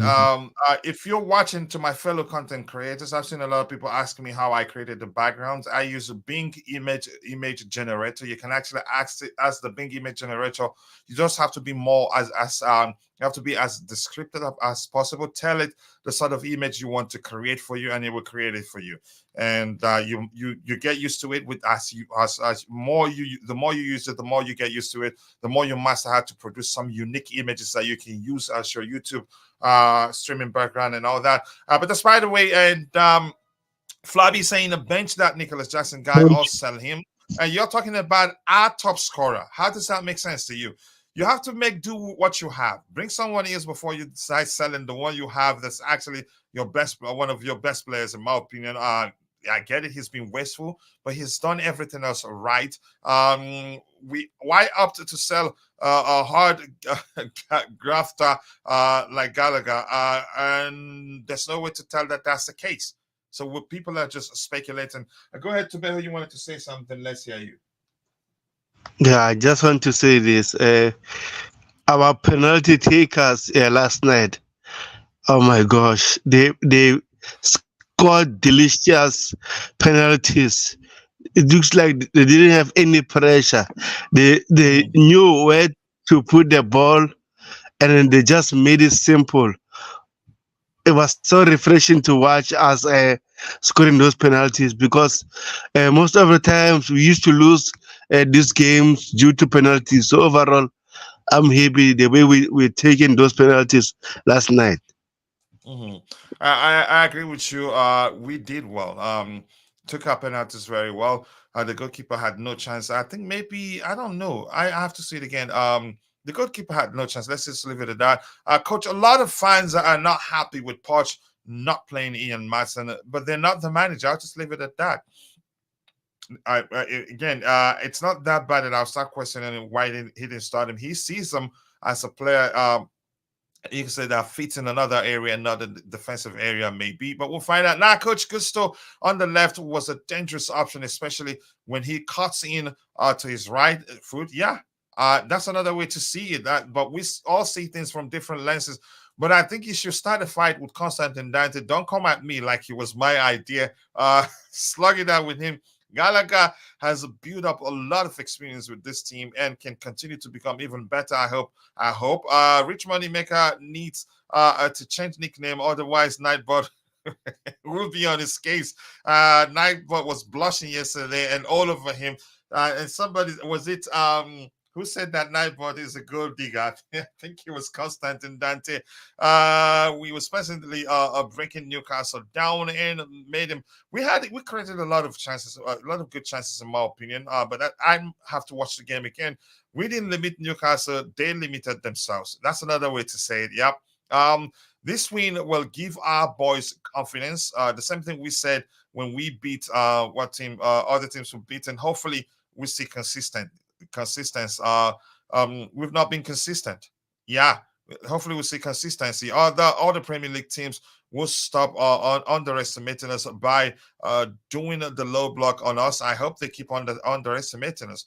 We were a bit more aggressive, but I don't know if that was because there was no VAR or Poch coach that it was a bit risky, but it paid off. Well, we could have had 2 red cards, but we move on. Yep. You can argue one of the reasons why we lost that Premier League against them was that we weren't aggressive enough. A big up to you to CAA Mafia. One observation of our defense is they don't allow us to play a high press. Silva is too slow, and we We will always allow goals. Of course, we need a Fofana. Hopefully, CA Mafia, nice to see you. Haven't seen you in a while. I hope that the case is that you've been busy and nothing has happened on your end. Casado unlocked Gallagher.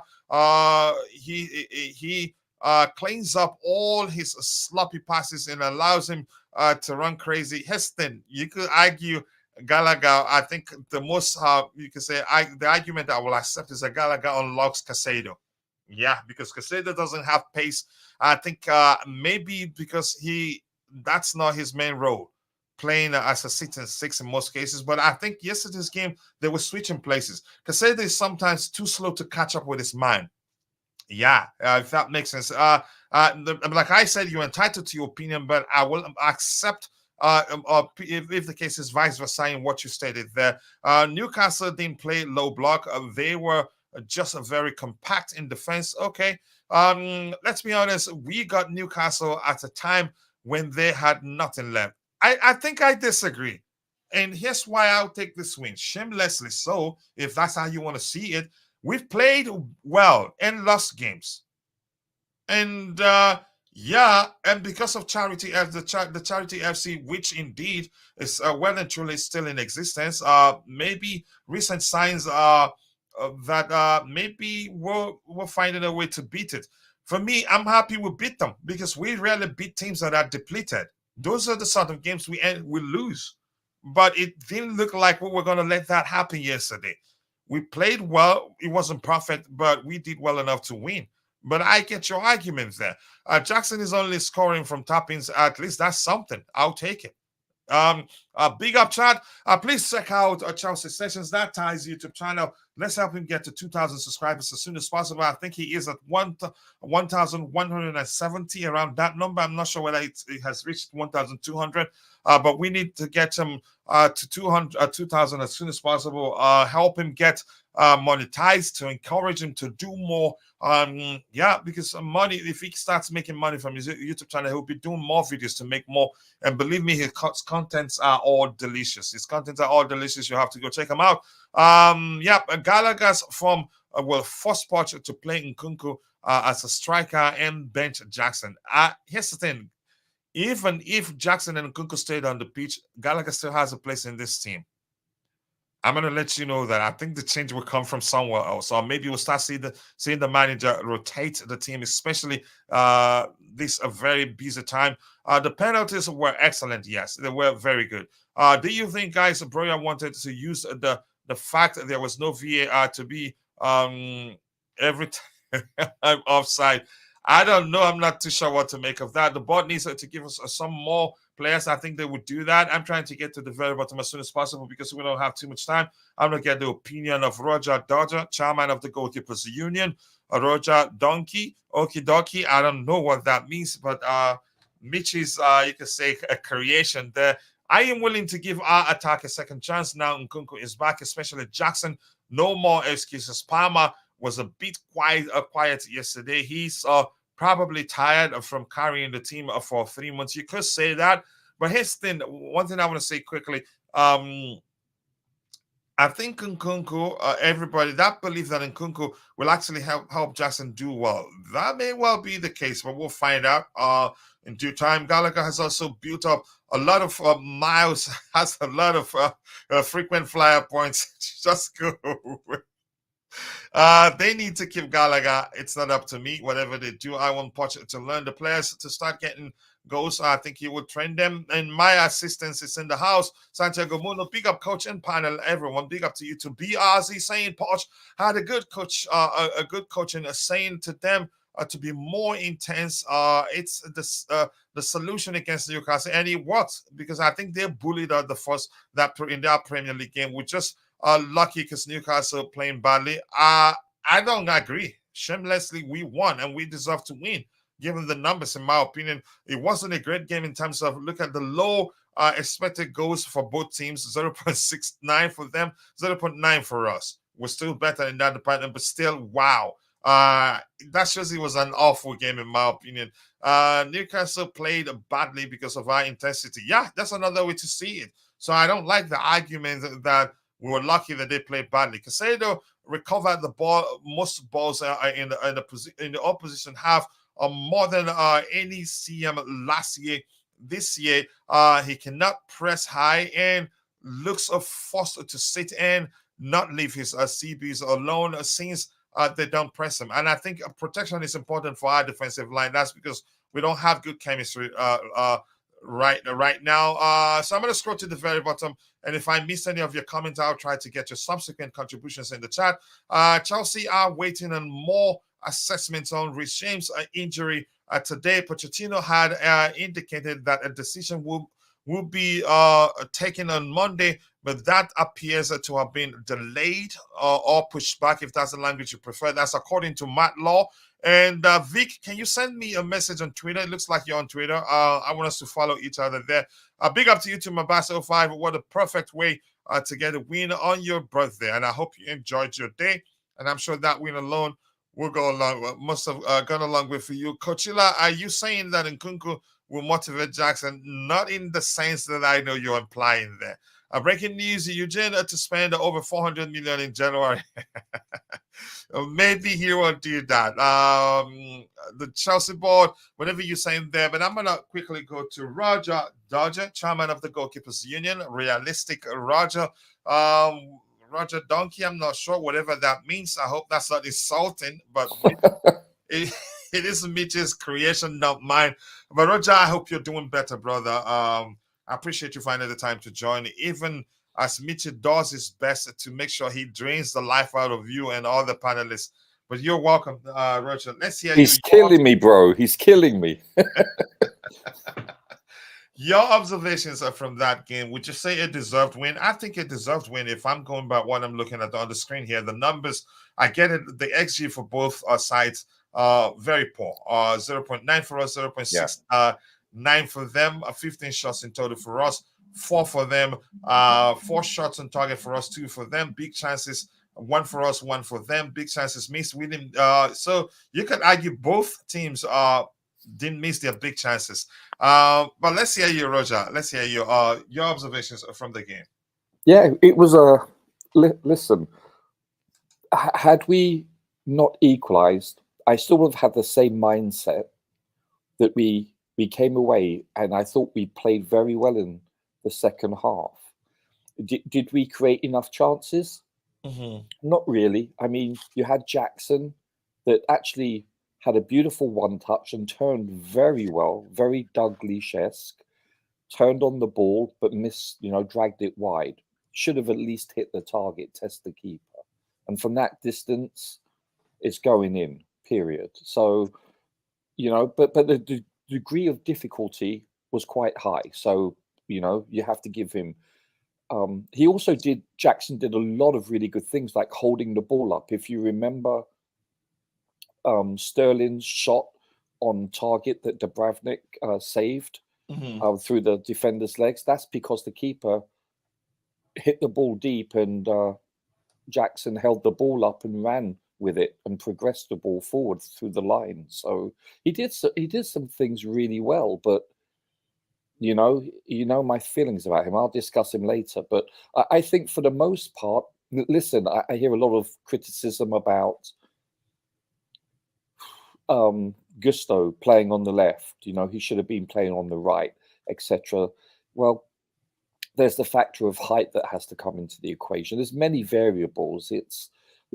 I was disappointed with, and at the same time pleased with Caicedo. Disappointed in the fact that he made such a rash decision to go in like that. Yeah, I was lucky to remain on the pitch. Yeah, I think. Let's be honest. Yeah, I've seen people get sent off for that, but I've also seen people not getting sent off for that. And it was very early in the game, so you have to give them the benefit of the doubt. Your timing's off a bit. You haven't quite got into the game yet. But he's done that several times this year, where he's been somewhat petulant in his tackles. That has to be eradicated from his repertoire. He needs to stop doing this because it's going to cost us eventually. But listen, having said that, he played 88 plus minutes on a yellow card, and he did very well. He didn't even give the referee an opportunity to give him a second yellow, and he made tackles, important tackles. So I thought he did very well when you consider that. I just wish he would play like that always. Do you Without see him in that position long term? I don't think so. Caicedo? Yeah.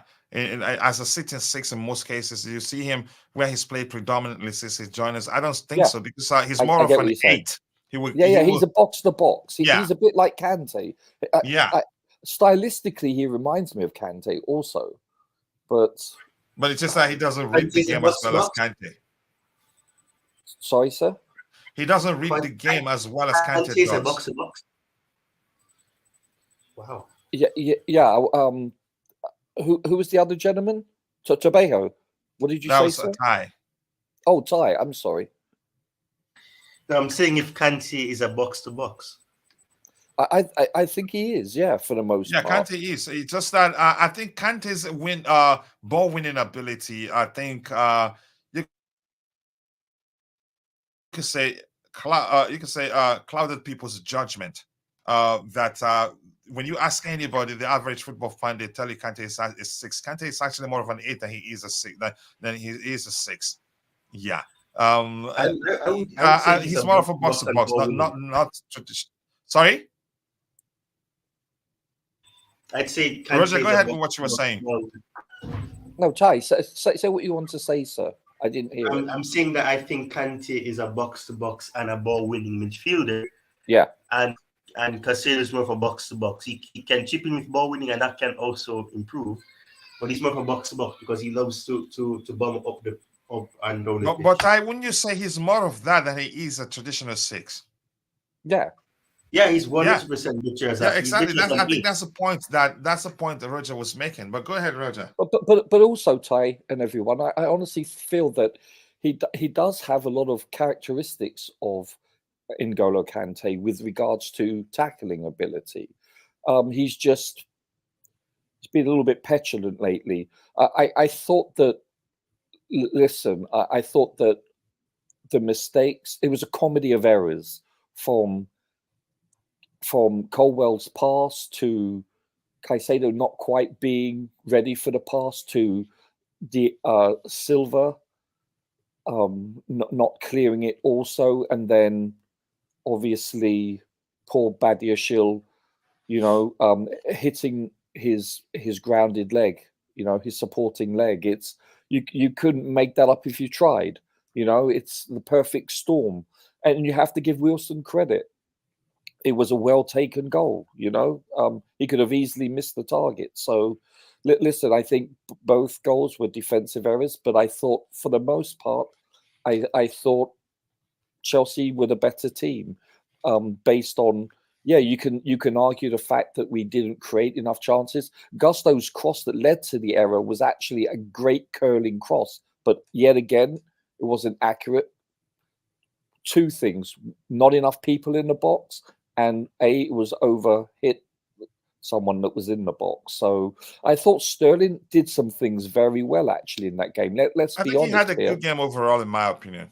Yeah, he also was same old Sterling that we've come to know and love. Cough, cough. But let's be honest. He came close to scoring twice, and to be honest with you, the second shot on target, that was just a very good defensive play. Let's be honest. You can't criticize Sterling for missing that, because he beats the keeper there. That was just a very good defensive block, and give credit where credit's due. Did we test the keeper enough? Not even close. I thought, yes. I thought all of our penalties, including Newcastle's first, they were of the highest quality. They were exceptionally well taken penalties, and Petrovic. Wow, even when. Let's listen to the chairman of the Goalkeepers Union tell us what he's give us his thoughts on the performance of Petrovic. Roger, go ahead. Tell us about Petrovic now. You've already said, wow, that caught my attention. Let's hear you. His overall performance yesterday. Preach, Roger, yes. Preach. Preach, no, yeah. Listen, when when they missed their penalty, where was Petrovic? He had it covered. I think had he struck the ball on target, I think it's getting saved anyway. Watch it again and have a look. I think I agree. Because he reached the bar, actually, and beyond the bar also. The post, you mean? Yeah. It's, the post, yeah. Go ahead. Yeah, I thought it... I think at the very least he gets a hand on it. He's got both arms stretched, and listen, the save, the actual final save, what a save. That wasn't a poorly taken penalty. Most critics will say that's a perfect height for a keeper. No, that had velocity. And you know what? Let me see you do it. You always hear that from a person that's never played that position, especially at a professional level. In other words, they don't know what the hell they're talking about. Listen, I thought he was outstanding. I think, and I said this on Mitchie's show last night, I think this game can be a stepping stone, and it can be one that galvanizes this very youthful squad. Look at them. Look at their reaction. Look at Poch's reaction. Wow, he looks like he's just won a bloody major championship. Yeah, he was screaming into the camera, "Vamos!" Yeah, and look at his beaming smiles on the 2 or 3 interviews he did post game. He actually was somewhat self-embarrassed about smiling so much. This meant a lot, and it showed. And you have a look at the players afterwards. This is the biggest win we've had this season in terms of unifying the team and in terms of from a comeback from behind win. I think this is an important win for Chelsea, but it's only as important if you can continue it and work on it and build on it. Yeah. And not change too much, because you need most of the players that played that game to be on the pitch. A few changes here and there would do. Palmer's movement is excellent, but he is moving too much all over the pitch, trying to do too. I think that too much movement started happening when Enzo went off, and probably the manager instructed him to do so, because he's the only one on the pitch at the time that has the intelligence to help us control the game. He's coming back to get the ball. One attacker is frustrated. Caicedo not moving. Probably the manager instructed him to drop deeper, get the ball and help us distribute it. Bench Caicedo so Gallagher can revert to last year's Gallagher. Makes sense. Wow. I'm not sure what you guys are. If we win League Cup, we will be in Conference League, win FA Cup and Europa League. Yeah, that's not bad. It's we get it has a huge financial incentive if we make it, but me as a fan, I'd rather us not do that. Just concentrate. But we need it anyway. Roger, please ask our Chelsea board to get us a striker. Roger, that's a message for you. Better make sure it gets to the owners. Just quickly here, who is sending a lot of stuff? Looks like AD is sending me updates. Blessings culture from Jamaica, a chunky whatever follows. 12, nice to see you. I just wish we could safely say this is a turning point, but I am a rather reserved, understandably so. But here's the thing. I think it makes sense to see this as the turning point. It has all the elements that when they come together, usually leads to the team doing better henceforth. So that's why a lot of people are saying that could be it. With 80% possession, only 4 shots on target, but I take it. We've played better, 10 times better, and lost games. It's hard to move the ball forward when playing a 4 CBs against a low block. A second half with real fullbacks. Fullbacks gave us more options. Poch keeps thinking his Pep Guardiola. Poch is Poch, and believe me, we won. You could argue, give him credit. As Roger would say, you're damned if you do, you're damned if you don't. I think we should keep this team until summer, just selling a Chalobah because he wants it. And don't forget Malang Sarr. Yeah, Sarr goes. You never know. The manager will say, let me give him a try. We've seen worse in football. We deserved a win. That's how I see it. I get it wasn't the best of games for both teams. We got Kante when he was experienced. No one knew Kante when he was 21. Really? Okay.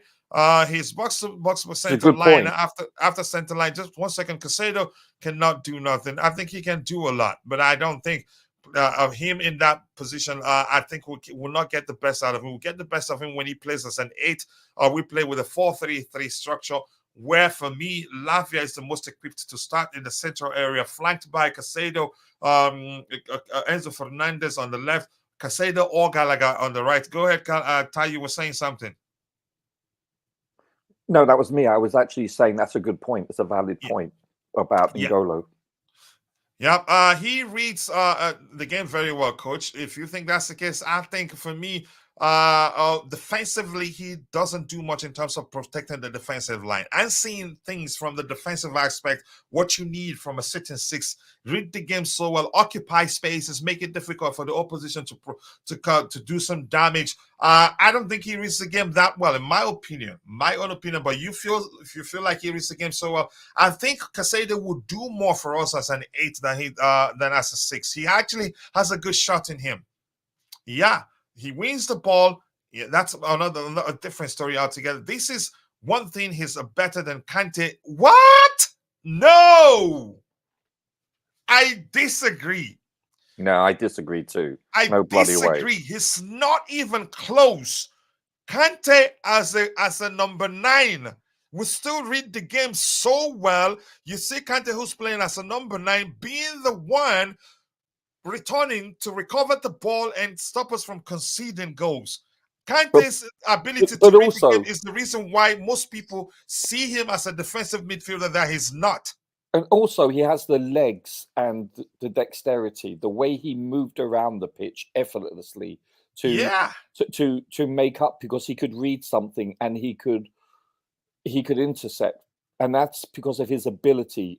A, with relative speed, and B, with endurance. He did it from minute 1 to minute 90. I think that sets him apart too. Yeah. I don't think at this present moment in time, I don't believe Caicedo has that ability that he's shown us thus far. He could, you never know going forward. He can get better. We've seen that before. Yeah, of course. I think in that role. And I think he will get better. Yeah. No, I think virtually most of our players will get better. They haven't reached their ceiling. But I think Caicedo, saying he reads the game as well as Kante. Wow. No, you even said better than Kante. I disagree, bro. I would have to say reading the game.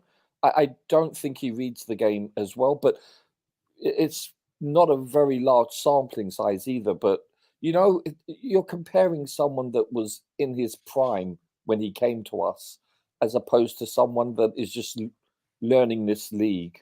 And he's just still 21, at most 22. Yeah, he's relatively young, isn't he? Let's be honest there. Yeah. Here's the thing. Let me just finish catching up with what we have there. He has the potential to become as good as Kante, but right now he's not even close. In all honesty, bro. So let me finish reading Jesse's comment here. Sorry? Ty, we can't hear you. It's not looking good, coach. What's not looking good, bro? Elaborate. You and Roger are agreeing. Oh, wow, Ty, good one. Out of respect, I'm not gonna boo JC for this redonkulous contribution. That's not me saying Caicedo isn't good. Caicedo is an excellent player, but I think they differ. He differs from Kante. Kante puts in more clean tackles. He's actually hardly carded for his tackles. And how many red cards in total in his career, I can't quite remember actually. But here's the thing: Caicedo has the potential to reach there. But right now, you cannot say he's better at reading the game than Kante. No. He's done well in that department, but that's not his strongest suit right now, in my opinion. And he's operated differently than the way he operated at Brighton.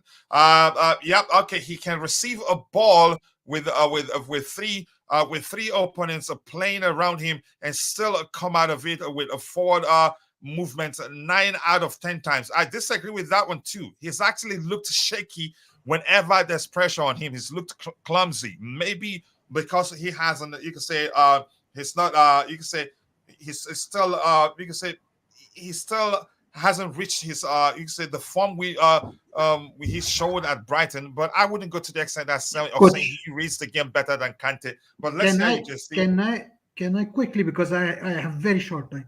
Yeah, Where that's do always you the case, see- but go ahead. First of all, you've not read the whole statement first. Yeah, okay, let me finish. Okay, and then I read that one too. And I told you in the second, go ahead. In the second part, just quickly, in the second part, I just told you he seemed to struggle whenever he had this pressure on him. He's looked clumsy. That's not me saying he's a bad player. I know he will get there. I know he's an excellent player. I will But go clarify ahead on with that the also. comparison I will of clarify Kante. on Go that ahead. also. Go ahead with the comparison of Kante. Go ahead. Yeah, I will clarify that as well. But first of all, I said his reads are very well. And there is a difference. Can you hear? I cannot hear you, but I see your lips like okay. It's some kind of a lag. So I am not saying read of the game, how game is going in. What I'm saying is he reads the situation very well.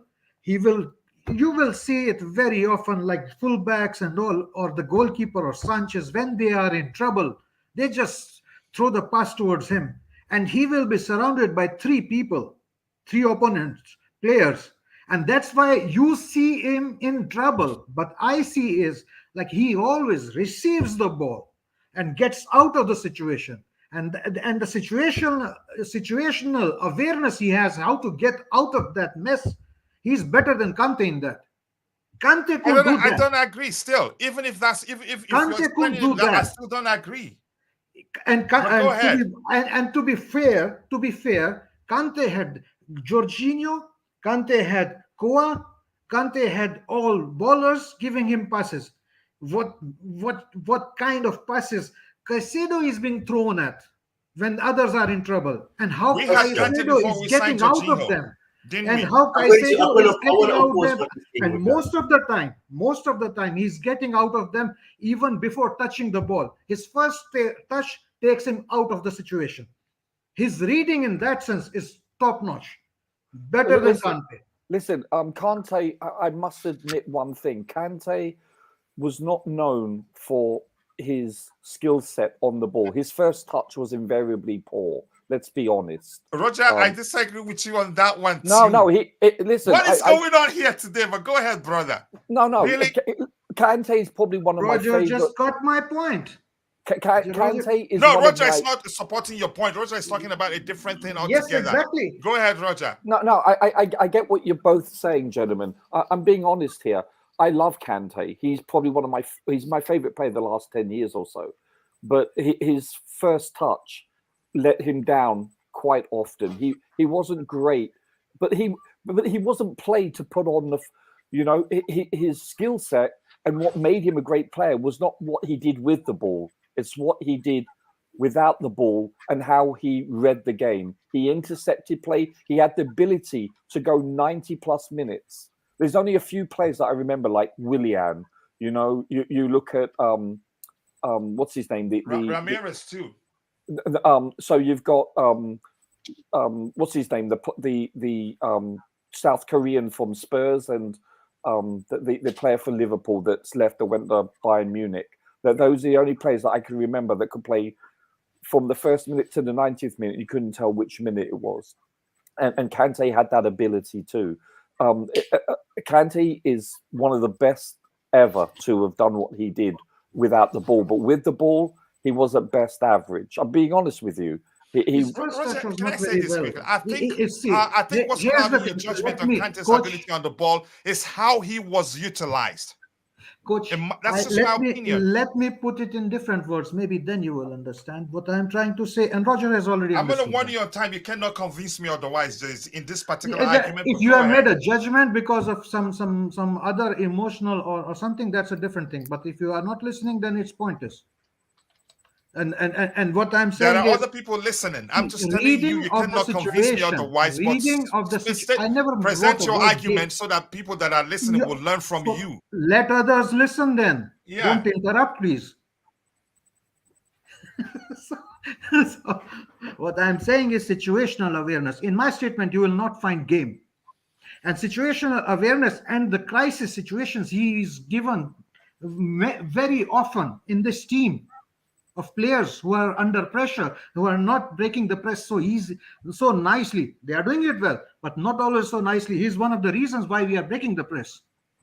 Because he gets the ball, he always has one or two players, and his first touch is taking him out time and again, time and again. How does he do that? That his first touch takes the ball out of two players, and he's moving forward and he's looking forward where to pass it to, because he is more situationally aware. That means his read is very well.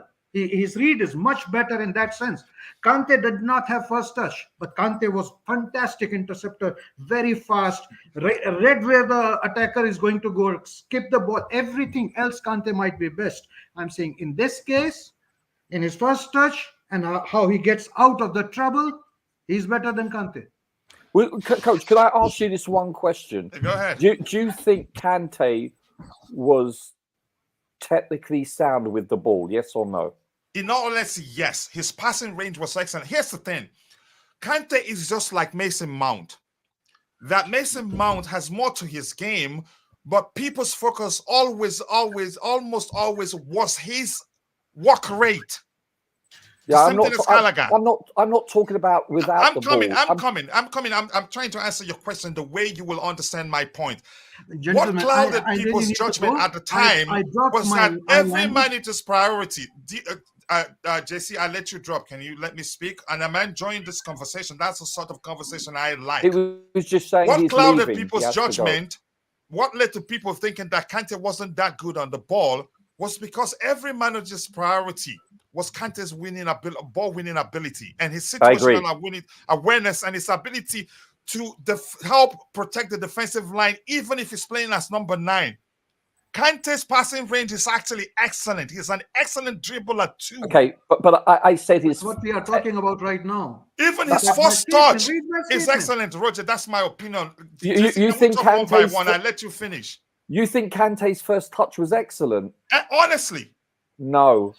He lost the ball invariably, frustratingly so. But it didn't bother me because I was watching a different Kante. No. With all due respect.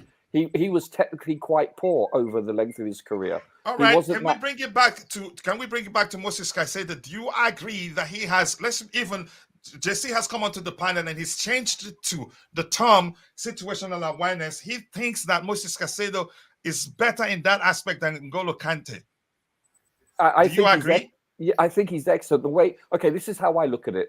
When he receives the ball or intercepts the ball, however you want to term it, I believe he does turn on the ball and he does progress the ball very well. But listen, how many games have we seen him play? Not that many. We're talking less than half a season. But from what I've seen from him thus far, I think what he does very well. What he does poorly, he does very poorly. But he's young and I mean this politely, he seems a little bit ill-disciplined at times. But hopefully he can mature and be coached. And that's down to the coaching staff about him being petulant with his tackles. I think that needs to change. I think he can change that without him losing his style of play. Here's the thing, Jesse, respectfully, I have to agree with what you think is the case. I have my own opinion, you have yours. Sure. But it looks like every time he hits up, you want everybody to agree to yours, and that's the only time you come up and try to force everybody to agree to yours. I don't think that's okay. Listen, how we operate here, and you're the one that preaches that the most. We're all entitled to our opinions. And don't take it personal when I say I disagree with you. That's I'm not taking it personal, but you are saying you are going to roast me on this. So I just came to clarify my point. Yeah, and I'm just fine. You have a valid point. And I said 9 out of 10 things Kante was better. Maybe 99 out of 100 things Kante was better. That I totally agree. But on this one thing we disagree. But that's fine. You might be right. I might be wrong. Yeah, Ty. Let's say you wanted to say something.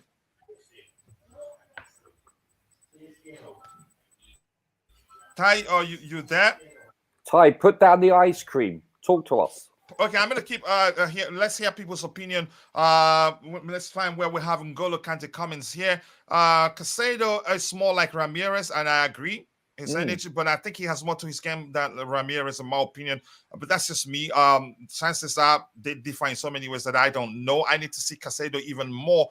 And listen, I'm going to repeat this. Caicedo is an excellent player, but he's a different player from N'Golo Kante. They differ in so many ways, in my opinion. Caicedo, look, let's just move on. And remember, Kante is not even a DM. But the manager used them in a manner that if you ask an average fan, the first thing that comes out of their mouth, that Kante is a DM. Yeah. Caicedo is assist leader in South America qualifiers, which includes players like Messi and Neymar. I think he assisted also Kendrick Pies in one. Caicedo is more like Ramirez. That may well be the case. Let's say New Stadium. No, not like that.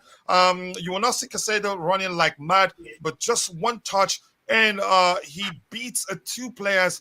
He is beating them even before the pass arrives. That's situational awareness. I agree with you. But here's the thing: if you have 2-3 players on him close by, he often looks clumsy.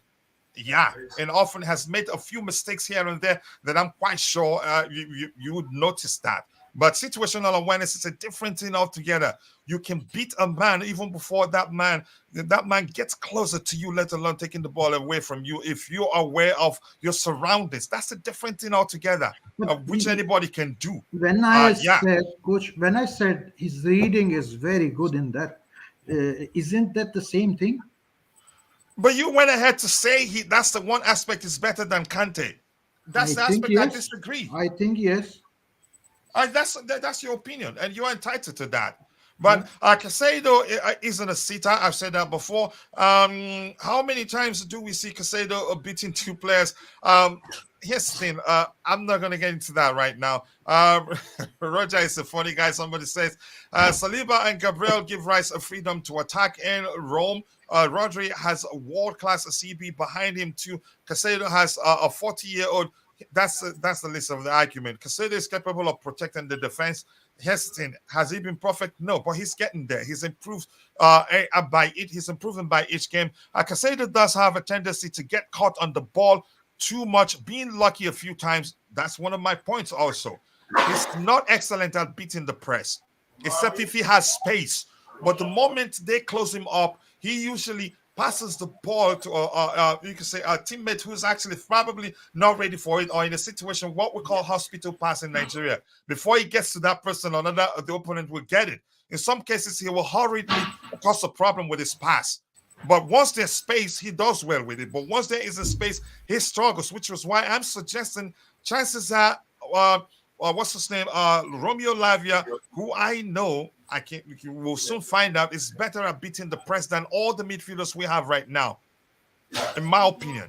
If you get the point there. A few times not noticing the opposing pressing players. That's why I'm saying he seemed to dwell on the ball too much on Musquets. And once they close him up, he panics. And I've seen that, not just me. Small sample size, let's see. Caicedo has a 92 pass accuracy this season.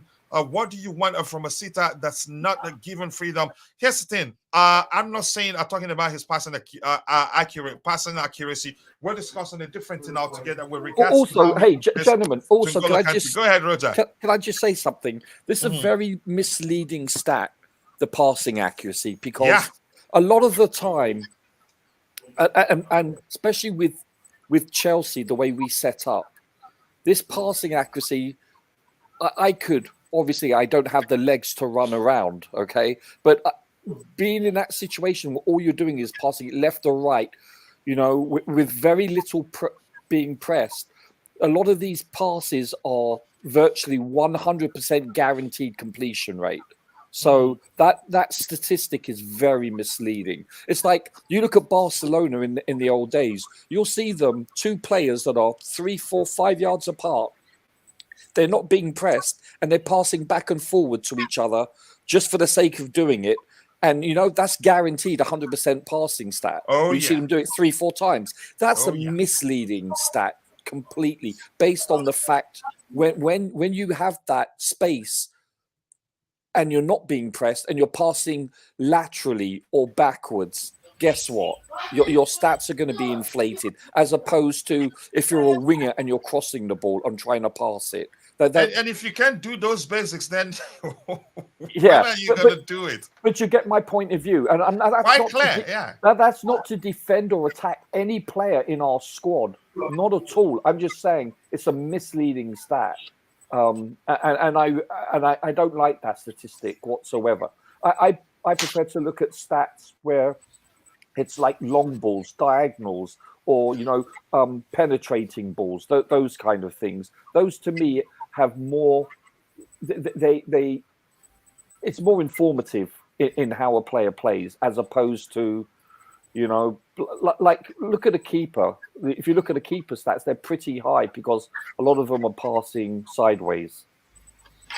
Let's hear you, Ty. You wanted to say something? Are you still there? Yeah, it was. Yeah, I mean it's long overdue. I was going to say, because it was something immediately that I heard from JC, but the fact that the narrative is that Kante had Jorginho and Kante had these players. I mean, Kante didn't always have Jorginho. I mean, when he was at Leicester City, the player that he had alongside him was Drinkwater. I don't know the other option they had as well. I can understand if you're going to say that the Ballon d'Or winner, Drinkwater. Yeah. Drink wine. You guys don't know his name. yeah. Go ahead, Ty. I forgot about that name. I mean, he's oh my god, I like it when Jesse brings a fight to the panel. He makes it everything tense up, but usually enjoyable. Go ahead, Ty. Yeah, but in a sense, if I can agree with the fact that when it looks like for like at the fact that Kante has been offered, not offered, he hasn't had to offer a lot in terms of what his playing role was at Chelsea in comparison to what Caicedo has had to do now. I can agree with the point that you made about the fact that Kante is somewhat like a Mason Mount, where because of how good he is at one thing, or because he's good at his work rate, or rather his work rate is high, they tend to ask him to do that and to ensure that he works hard for the ball. But that doesn't mean that that's the only thing he's good at. I mean, there's glimpses of it, especially when Hazard was at the club, where they would link up well. Kante would distribute the ball well to Hazard, and they would have something go along there. So that doesn't mean that he doesn't have the distribution rate, or he doesn't have the ability to distribute the ball, or to give a good pass when needs be, because he has proven that. He doesn't do it often, but that shows that he has the ability. But if that's not what you're asked to do, you're not going to execute that role if you're not asked to do it. So yes, he has had other players to do that, but that doesn't mean that the attributes that those players that he had alongside him are not the ones that he has, because he does prove it. He does do it. If you watch what he's doing right now, you see the goals he has scored. You see in the way that he passes the ball, the ways that he's getting more assists. And I know it's a different league, but when the demand on you is different, you're not asked to do the deeper defensive role. You're not going to do the exact same thing that you're doing now. And Caicedo's role is more intense. I can give him that, and I can agree with that, because he has to handle the pressure. He has to distribute the ball well. He has to do 1-2 with players, and he has to do things like that. Kante wasn't asked to do that because there were players alongside him or ahead of him who were supposed to take up that role, and he was supposed to be that deeper player.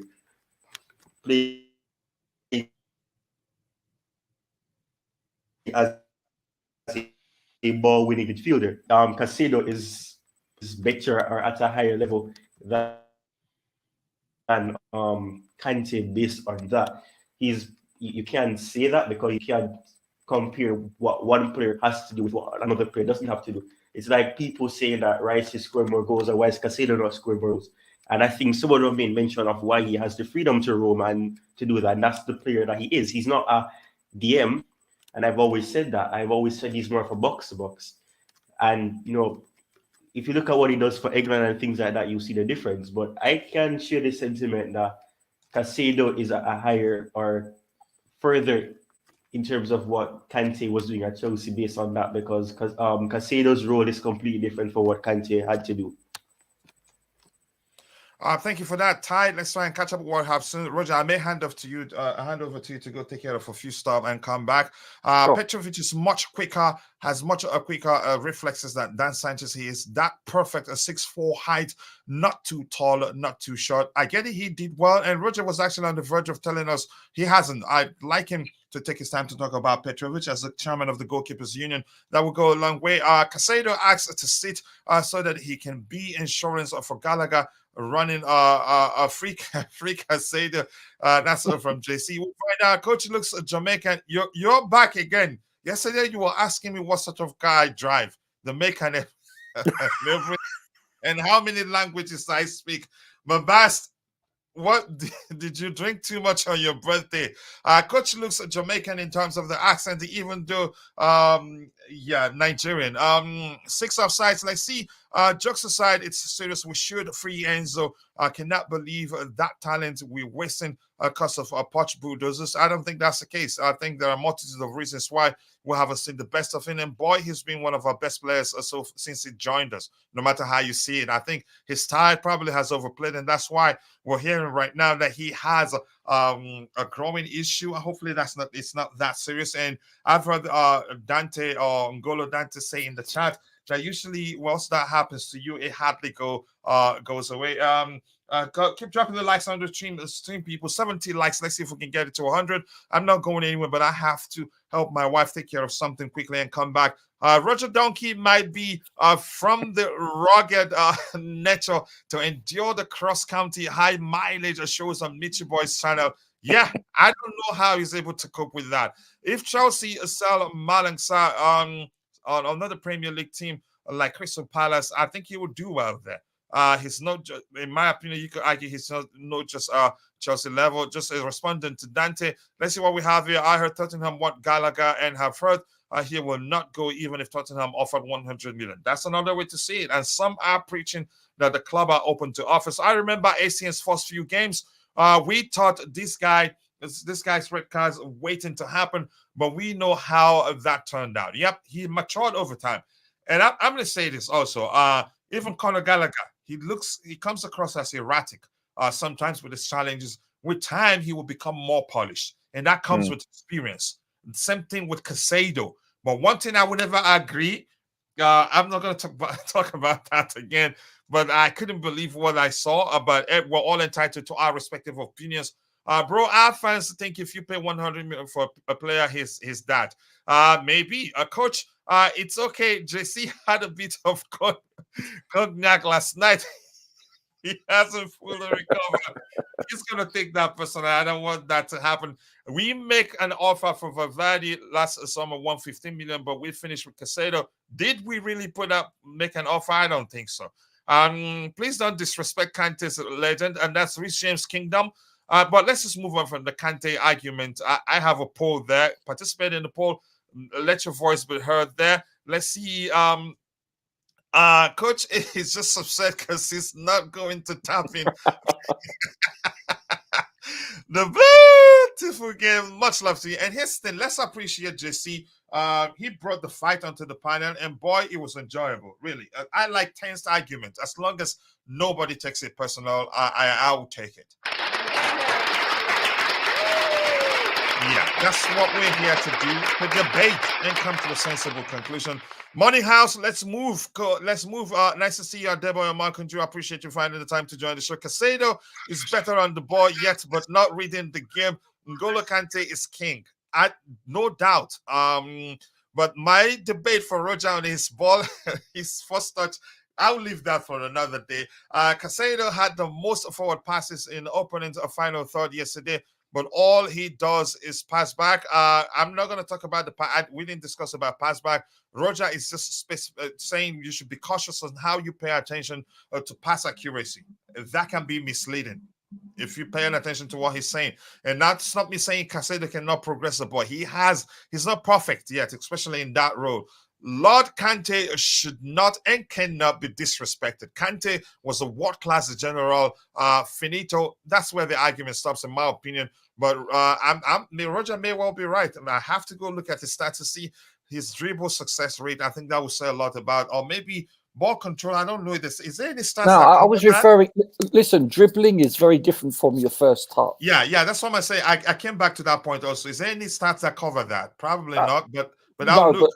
but if you have a look, his first touch invariably let him down quite often. But you know what? It doesn't matter because of what he did very well. He did better than anybody else. Or let's say if you're correct, the ratio of that to everything he did correctly, yeah, far outweighs that. Yep. his weaker point. Let's be honest. Yeah, Adane Ikide, the guy that made that comment about deserves. No. Let's move on from that. Don't take it personal. I'm not going to read that one too. Tough crowd. I don't want to. I don't. What'd you say, Roger? Tough crowd.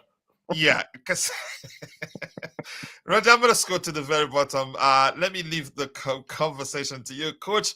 Get impressed by a midfield pivot of Roger and Jesse. A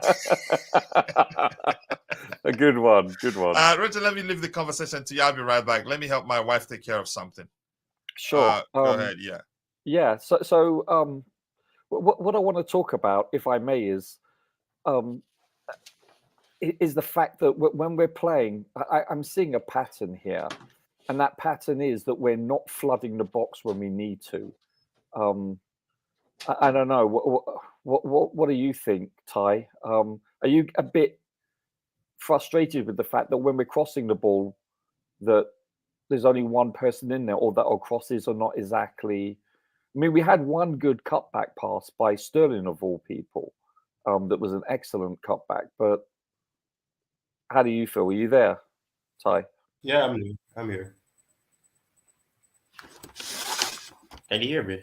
Yeah, go for it. Okay, so yeah, it is concerning. It is one that is frustrating because we have players who are good at crossing the ball into the box, but if you have no one in the box to be at the end of, then what you're not going to score a lot of goals. You're not going to have the opportunity to finish them or at least hit the target. And it's quite funny because we had one player, we had that guy. I'm just going to say that guy, who he was there, but sometimes he would head the ball wide. So I mean, we need someone that has that aerial awareness. We need someone who's going to be in the box, and we also need players because it's not just high crosses, there's low crosses as well into the box, and the ball either goes straight to the opponent or it goes straight outside of the box and then it goes to the other side of the pitch. So I think it is frustrating, and I think we need to work on that because we need to have more players in the box, but we at the same time we have an issue of committing too much players into the box, and then we leave ourselves open to counter attack. So that is something that needs to be coached. Yeah, you have to work on transition and trying to ensure that if the ball is turned over, you're not outnumbered by the opponents and opposing players. So yeah, I think something that needs to be worked on, but it obviously is frustrating because we could have more output and we could score more goals because we have the players who can put in some good crosses. The Sassy has proven it on the right. Gusto has proven it on the left and the right now. And we have Levi Cole who has that ability as well. And Kukorea, somewhat, Chilwell is obviously known for that. But we don't have players being to the box as much as they should be. So we definitely need to work on that. I think if I had to pick one of our weakest aspects of our game, it has to be us attacking aerially. I just don't see a threat, from open play especially. Now, maybe Nkunku can change that because he is really good in the air, actually, especially when you consider he's not exactly a basketball player. He's vertically challenged in some regards. What is he, 5'9", give or take? So, but he can head the ball. He's quite. I've watched him. He's good with his head. But who else can you say that about with Chelsea from free play? I can't think of anyone. Can you? Yeah. Certainly not Jackson. No, I honestly cannot. This is where I think I can't remember the last time we were this weak aerially. It's been years. I mean, that's where I think don't forget, you're looking at, you can score legally with any part of your body other than your arms, right? But we're talking realistically with your left foot, your right foot, and with your head. And guess what? So you're looking at 1/3 of your potential ability to score. It's been diminished. And that's, I think, if you look at like prolific teams like City, Liverpool, Arsenal, etc., they contribute aerially. We don't. And I think it's costing us. And that to me is really frustrating. Broja's not bad. Broja's okay. He's better than Jackson. But I'm trying to think who else is on our team that can score from open play. You know, Silva's very good with his head, you know. But let's be honest, not too many others. Actually, Disasi's technically he's very good with his head. I must be honest. But other than that, I mean, let's look at it. Let's look at the midfields. Would you want Caicedo trying to contribute with his head? Enzo, Gallagher, not really. I don't know about Romeo Lavia. I don't know. Leslie Ukwachuko, I haven't seen enough of him to say whether he's good with his head. Carney, maybe so. I'm not sure. The forwards, Broja, average. Jackson, I wouldn't even put him in the conversation. Madueke, not really. Mudryk, no. Nkunku, yes. Cole Palmer, yes. Actually, Cole Palmer, he's very technical with his head. I've seen him score a few goals that are excellent headers. Raheem Sterling, are you bloody kidding me? David Washington, can't really include him. That's a damning indictment with us in trying to score aerially. But so let me ask you a question. Based on last night's game, what are the things that really you were pleased with and the things that really, let's say, disappointed you the most? Okay. One thing I can say is that with Gallagher is always known for taking shots outside the box. I'm gonna be careful about and Palmer, those two players, and those are the two players that impressed me the most. They kept trying and trying and trying, and I know both players have the ability to do so it's understandable. And I mean, it's an upgrade on what we had when you saw players like Kovacic and Jorginho trying to take shots. Jorginho, somewhat, yeah. If you see any one of them taking a shot, Kovacic got lucky with that one opportunity once and scored. Jorginho, I can't recall him scoring. He scored last night. Did you see his goal he scored last night for City? Kovacic, did he? Yeah. Like, where was that when you played for us? Wanker. I guess he works on it. Yeah. Sorry. But that's one thing. There's about three things. So the fact that we had players that kept trying to keep score from outside the box, because I've always said if you take the shot outside the box, anything can happen. The ball can deflect off a defender, and it goes into the path of a player, and they get to tap it in. Anything can happen. So especially I'm happy that we had players that kept trying, and it wasn't a case where they were. Yeah. But that's one thing. The other thing I have to say is the fact that we were able to retain the ball. As soon as we lost the ball, we got it, and we were able to work the ball around Newcastle. That is something that I liked. You weren't just keeping the ball and going backwards. We were going from left to right. We're putting pressure on them. They had to sit deep at times, and we did not let go. We kept crossing. We kept making passes. We kept building, doing 1-2. We played with urgency, didn't we? Yeah, we did. We weren't slow. The tempo wasn't slow. We weren't too tamed. We didn't look disciplined. We looked aggressive. We kept doing our best to try to get back into the game, and I like that. But I prefer us to be more proactive than reactive. As soon as we conceded, we looked more aggressive. We looked like we had more intent. We worked with intent and we tried to get back in the game. But I prefer if we started with like that. Yeah, but honestly, in terms of what disappointed me, I'd have to say that we saw players like Broja going offside a lot. We saw aspects where we kept going backwards a few times. There's a lot of players who went the safer route, and sometimes you have to take a risk. But I guess in a sense, it's about trying to not make such a big risk that it leads to you giving the ball to the opponents, and that happened quite a lot. We did make some passes, and it was intercepted and deflected into the path of Newcastle players. So there were some aspects of the game that were very pinpointing that you can use. You can look at it to say that these things need to be improved on. But obviously, that's one positive about all of it. There's a lot of things that when you analyze the game, if you rewatch the game, you see things that you didn't see before. And I think that in terms of that, we have to work on the fact that we have to be able to have stronger chemistry. We haven't had that yet, and that is one of the reasons why Caicedo would have had a miscommunication with Levi Cole for that pass, and he missed it because he wasn't anticipating it. And when you have chemistry, you know where to go, you know when a player may make a pass to you. And we see that with City, but that takes being experienced. That has to be with you being seasoned and knowing your teammates quite well.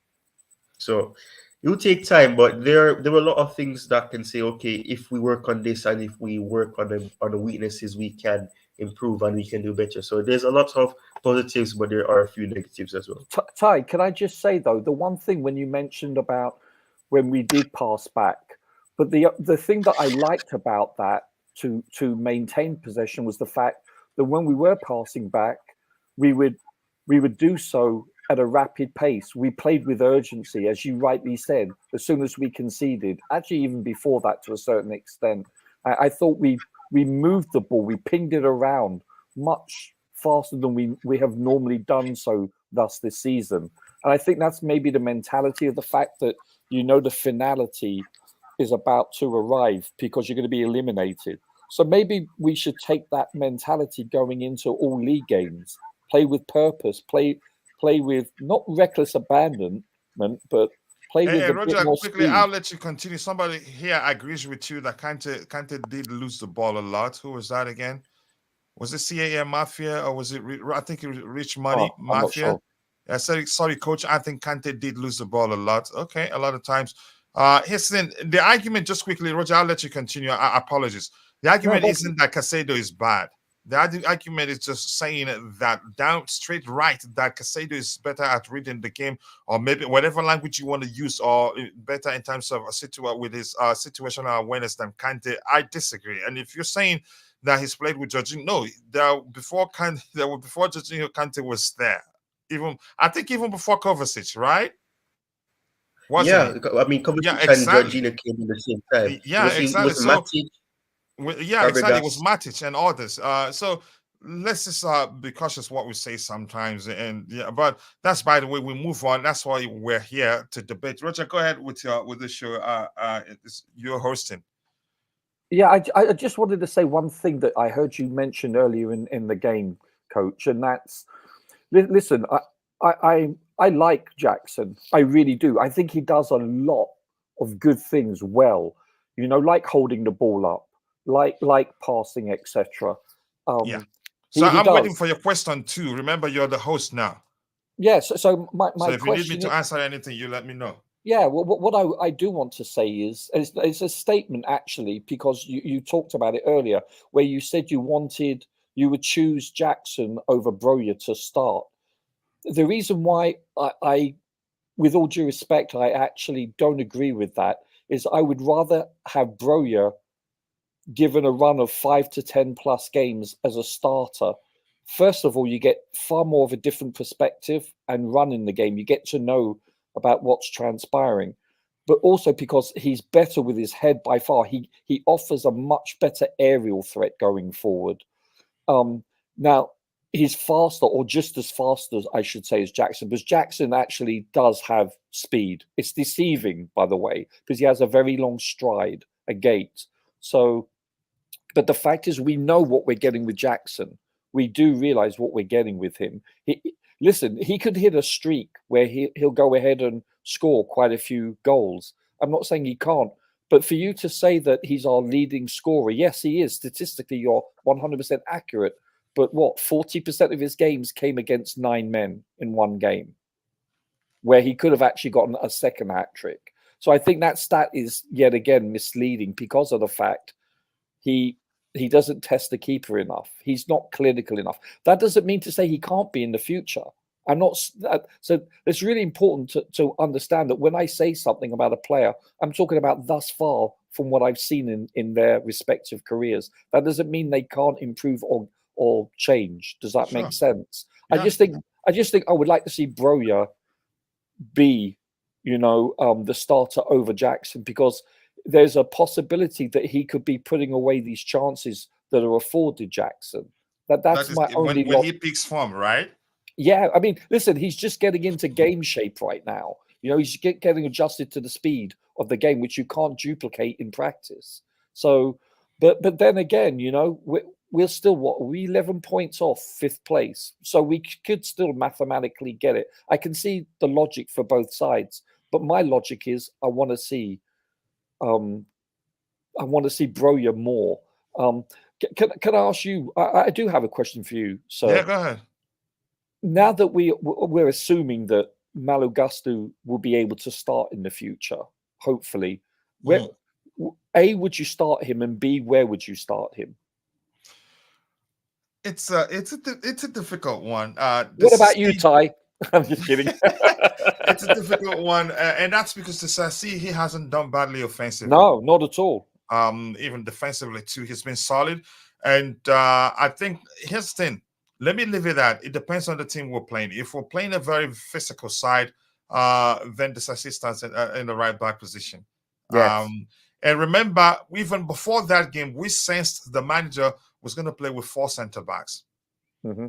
I still think if we're playing the physical side, Levi will still start in the left back position and not Gusto. So it's difficult to say. And like you said, Roger, Pochettino, like Poch you could say Pochettino like Potter at certain time, he's predictably unpredictable. We're not too sure what he's going to do. After all, there was one game where we thought Gusto was going to start in the right back position, and boom, only Bobby got it correct. And by the way, just quickly, Roger, I'll let you continue with the show. Bobby sent a message.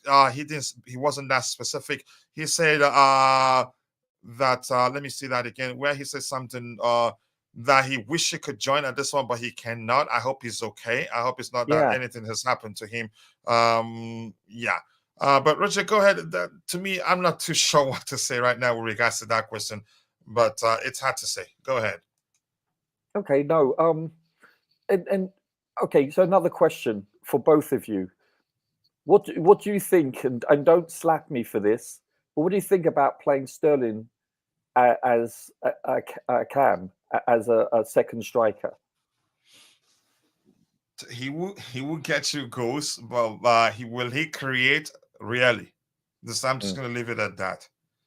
And I've had my friend Tyrone suggest that he doesn't create much.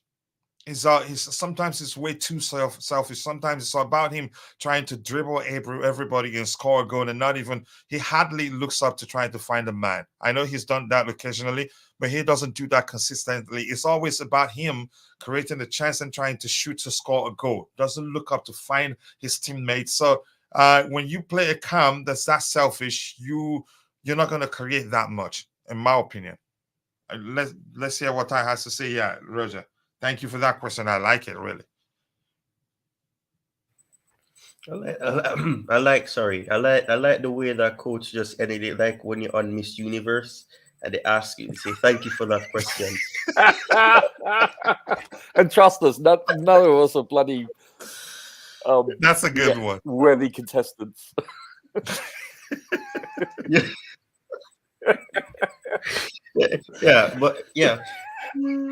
Honestly, I think he has played there as a cam. I think at City. I think a few times for England as well. But the thing is, it's not a case where Sterling can't create. He can. I mean, he has shown that he can create. But in terms of what that position demands, you'd have to be creating on a higher level than what he's doing right now. And I mean, as Coach would have said, you know that you may get a lot of goals from him because he'll be right behind the striker. He would be linking up, and if Nkunku is going to be playing, because the whole narrative, which I don't think Chelsea should be looking at, is that he's that striker that they wanted to lead the line for them. And I mean, I did see some link up between him and Nkunku a bit when Nkunku came on right before the full time. So I think that could be something that can bring a lot of rewards and it can bring lots of goals. But in terms of creating, I'm not sure because that position asks for you to create, and I think that's a role that Palmer does quite well. He creates a lot. He has better output. So as a second striker, you get the goals, but I'm not sure if you get the creativity from Sterling in that role. Yeah, it's a good point. Okay, be honest with me.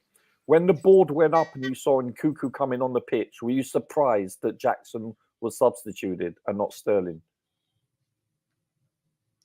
Ooh, that's a difficult one. I would say yes, I was.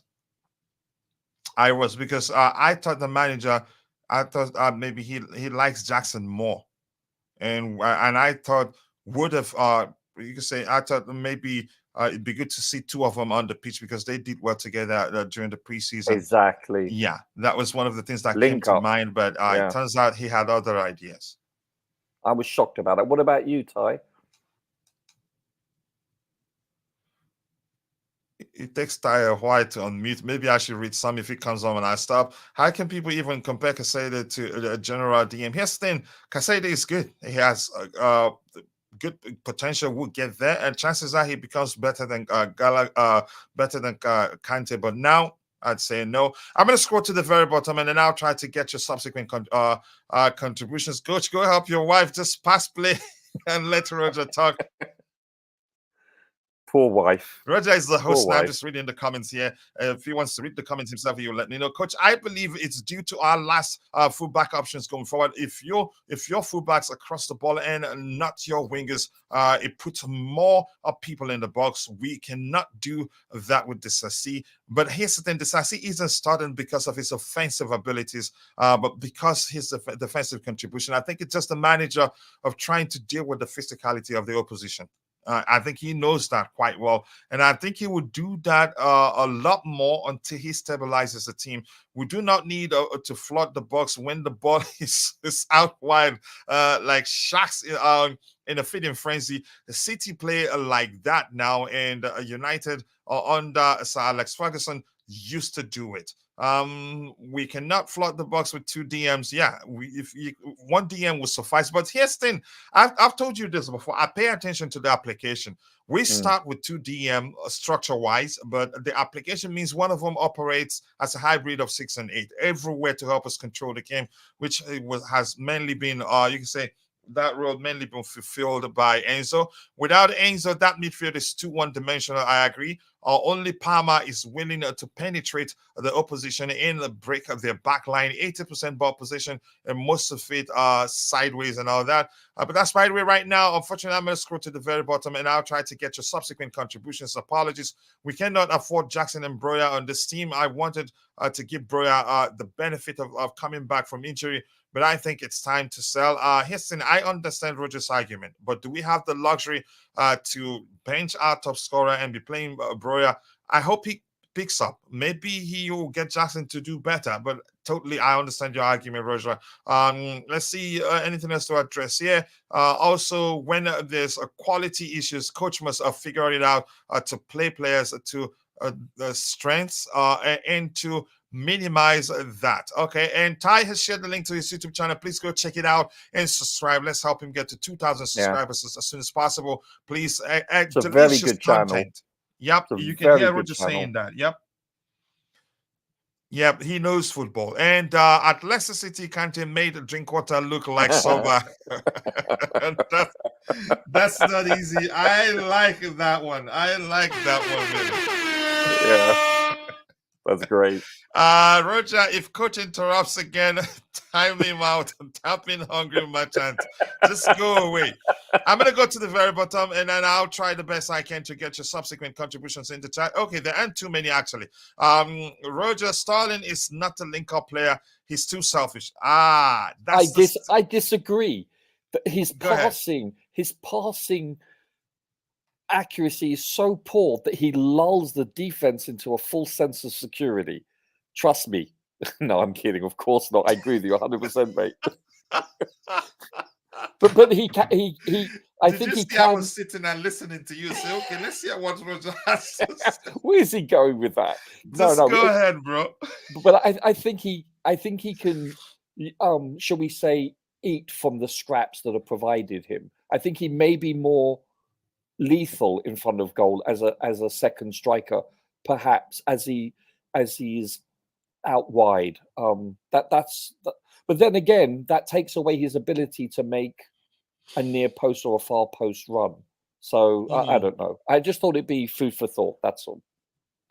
Yeah, I think here's the thing. You need to create for. He makes good runs, and Roger will give him credit for that, even though he doesn't very like good him that runs. much. He makes excellent runs, and he's actually a tapping merchant, super tapping merchant. If you can create those chances, but it depends on how the manager charged him to operate. I think at Chelsea, he's more operating as one of the main guys. That's why you always see him looking for the ball and trying to drive with it and trying to dribble, but then again, himself and shoot. Yeah. When you've got De Bruyne and Foden, etc., making those beautiful passes, come on, I get it. Yeah, at City, he wasn't one of the creators. He was one of the finishers. Yeah, he was one of the recipients. Yeah,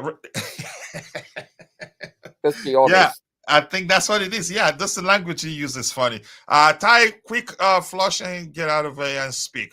Situational awareness comparison with judge when we are in the Champions League mid stages. Yeah, you could argue that, and we shouldn't actually be comparing those two players. I think in my opinion, where I had issue with that comment, but that's why we're here. That's what makes the show interesting. Without that, if we all agree, then we don't have a show, and it's not going to be fun. Chelsea did not smash Newcastle.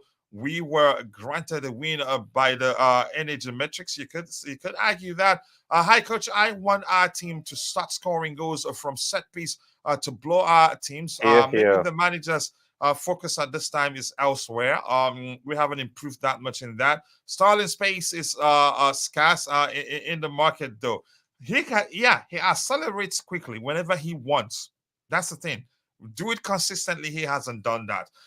Jackson finishing is like Kai Havertz, and Broja finishing is like Timo Werner's. Wow. Some comments. You need height and strength, not 5'5", left wing back with no defensive contributions. Roger, continue with the show. Sorry. I just have to catch up. No, that's totally fine.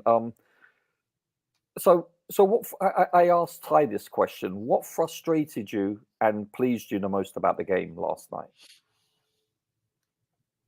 Is Ty there? No, Ty already answered. Oh, you asked me that question. When they defended deep, we didn't really do well.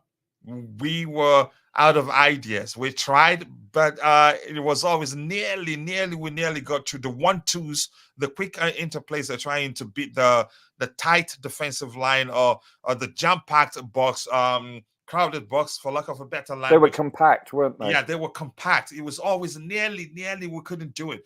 And the fact that we can't shoot effectively from outside the box. Every time we try it, we hit somebody. And plus, we're not clinical still. Sterling had I think one that I thought was a goal, but he shot straight at the goalkeeper, in my opinion. He didn't even place it. An excellent finisher, you could say, which would have just found one of the one of the ends of the goalpost and not. You can say just shoot straight down the goalpost and hit. He actually hit. I think it was Gumieres. Those things are frustrating. We don't shoot from outside the box that often. We just try to. It has to be sexy, and I think that's an issue. That's an issue, in my opinion. I hope that answers your question, Roger. Okay, so the gentleman that's on your screen, Mr. Mykhailo Mudryk. Mm-hmm. Gentlemen, what do you think of him thus far? I personally perceive he's still very raw. He shows flashes and glimpses of his potential, but he's very, very raw, in my opinion. What do you say? I think his thing. If you knew him before he joined Chelsea, I'd say I don't think his problem at Chelsea is that he's raw. I think it's that he hasn't played consistently. Yeah, in my opinion, and I think he's on. You can say he's been in and out of form probably down to the fact that he hasn't played consistently. Again, that takes us back to that. He's a player, you need to show him you believe in him. Ask De Zerbi, the current Brighton manager. He will tell you this guy has the ability to win the Ballon d'Or. I know a lot of people give up on him, but even at the time, I still say there's a good player in this guy. He just needs to play consistently. He has an excellent touch. He's a good dribbler too. But sometimes you can say he's probably trying too much now to impress people because how much we paid. You can say there's some measure of pressure to that. But I think he's shown that he can be. He's an intelligent player too. Let me just walk us through the sort of goal he scored. He was headed down the flanks. His intent wasn't to come inwards. Right. And then the moment Trippier's control faltered, he switched direction quickly. And again, he used his pace to his advantage. Before you could snap your finger and before the ball could drop, he got to it, even though Trippier was there before him. That's how well he did. I think if you haven't rewatched that goal, you would take it for granted. It took a lot, quick thinking to change his direction and then come inwards, move for the ball, and he was calm even under pressure to put that away. That shows you there's a lot in this player, and the fact that he struggled isn't down to him being raw. Maybe he's trying to show, yeah, I'm worth how much you paid for me. Because go check his what's the name of his club? Shakhtar Donetsk days. I watched him. He played so well against Real Madrid at the Bernabeu when he was taking off. The crowd applauded him. In my opinion, he's that good. I think it's the fact that I think Graham Potter also didn't do him good that much. Didn't play him as consistent as I would have loved. Even Lampard didn't do the same. So I think no, I don't think he's raw, and he's not raw. He just needs to play. He needs consistent game time to start performing consistently. Do you think that? Go ahead, Roger. Do you think Pochettino will afford him the luxury of playing him week in, week out as a starter, or does Sterling get it? I don't think he's afforded this luxury. I think he's going to go with Sterling the majority of the time. But maybe if this guy I don't know if he rewards performance, then this guy should start over Sterling the next game. Even though I think Sterling did well, but usually when a player that's struggling with confidence did as well as he did, dispatched the penalty effectively, and also got us an equalizing goal. In what I think even Sterling wouldn't have gotten close to that ball, or any other player we had on the pitch would have gotten closer to that ball. You need to reward him with another start. That's how you push him to perform consistently, in my opinion. But go ahead, agree. Roger. No, I agree. Ty, get ready to come in whenever you're ready. That's in 2027. Yeah. Don't forget to take a shower first. Yeah. What do you think about the gentleman on the screen? What say ye? Speak now, forever hold your peace. Ty isn't there. I think he's gone. There's a pattern to that. Probably not on his decks. We can say is doing something else. Yeah. Let's give these guys in the chat the microphone so we can round off. Actually, I think Mudryk is the first season from Hazard in Lille, but Hazard talent is just much higher than Mudryk. But Mudryk is he's an exceptional talent, and boy, he will come good. We've seen the flashes of what he's capable of doing. Well said, Coach. Mudryk's reaction and movement made that goal. I couldn't believe it. I watched it again and say, what? It's just more of a goalkeeper with excellent reflex, gone to one direction, but sees the ball is going in the other direction and just swapped back and got it. That was, you can say it doesn't differ that much from that. If that was a Sterling, he would have just watched. Oh yeah, he doesn't fight that much for ball. No. And one thing that I've noticed, correct me if I'm wrong, once the ball is not on the carpet, forget about it. Yeah. Even if he has like 3 minutes to control it before an opponent comes on him, he fluffs it. Yeah. Ukrainian Adama Traore, sad but true. I don't agree with you. Ouch. I think he's way better than Adama Traore. He doesn't dribble himself like Adama Traore does. And he doesn't put baby oil on his arms. Thank you. And And let me tell you this: you're getting closer and closer to hellfire. You, the beautiful game. I want Poch to start setting up our boys to have more confidence to break down these teams by fast attacking paces to push some of the opposition players out of place. I think we've been trying to do that. Yeah, both maybe given his pace. He needs a bit more time in the gym to bulk up for that to become a Dama. So I agree. Ty's locked himself in that bathroom. He's never going to speak again. They cannot talk, coach. And my bro JC is in the house, coach. I am back, and we will continue that discussion in time. Meanwhile, Roger, imagine Mudryk coming from a small town and rising to Shakhtar to game against Real Madrid and then to CFC within 1 year. He's that good. And JC, I don't know whether you're listening when we say thank you for ensuring we had a heated debate. It was a spirited debate. Spirited debate, not heated debate, for lack of a better language, but we appreciate that.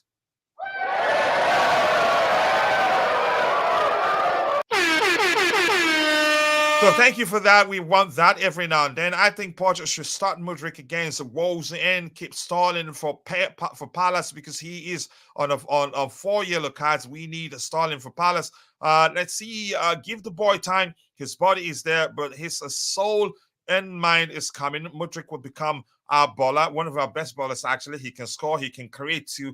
Mudryk, aka Albino Adama Traore, Magic Man, just go away, please. You guys are not going to heaven. We have pace, but we don't have a big body man to give the boys a protection and confidence. I think that will happen if that's what we need. Lukaku cost this, you think? So, Roger, let me come to you. Round off the show for us, brother, so we can call it a day. We've been streaming for 3 hours and 3 minutes. Yeah.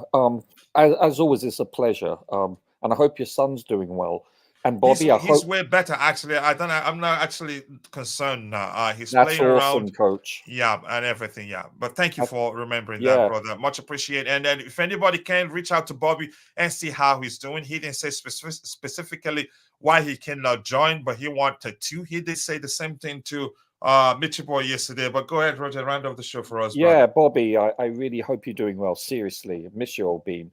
There was one thing that I think. And we spoke about it on Mitchie's show last night, was that when Chamara went in heavy on Mudson, Mudryk's reaction, I know he grabbed him around the throat, which is not advisable. Hopefully he doesn't get suspended.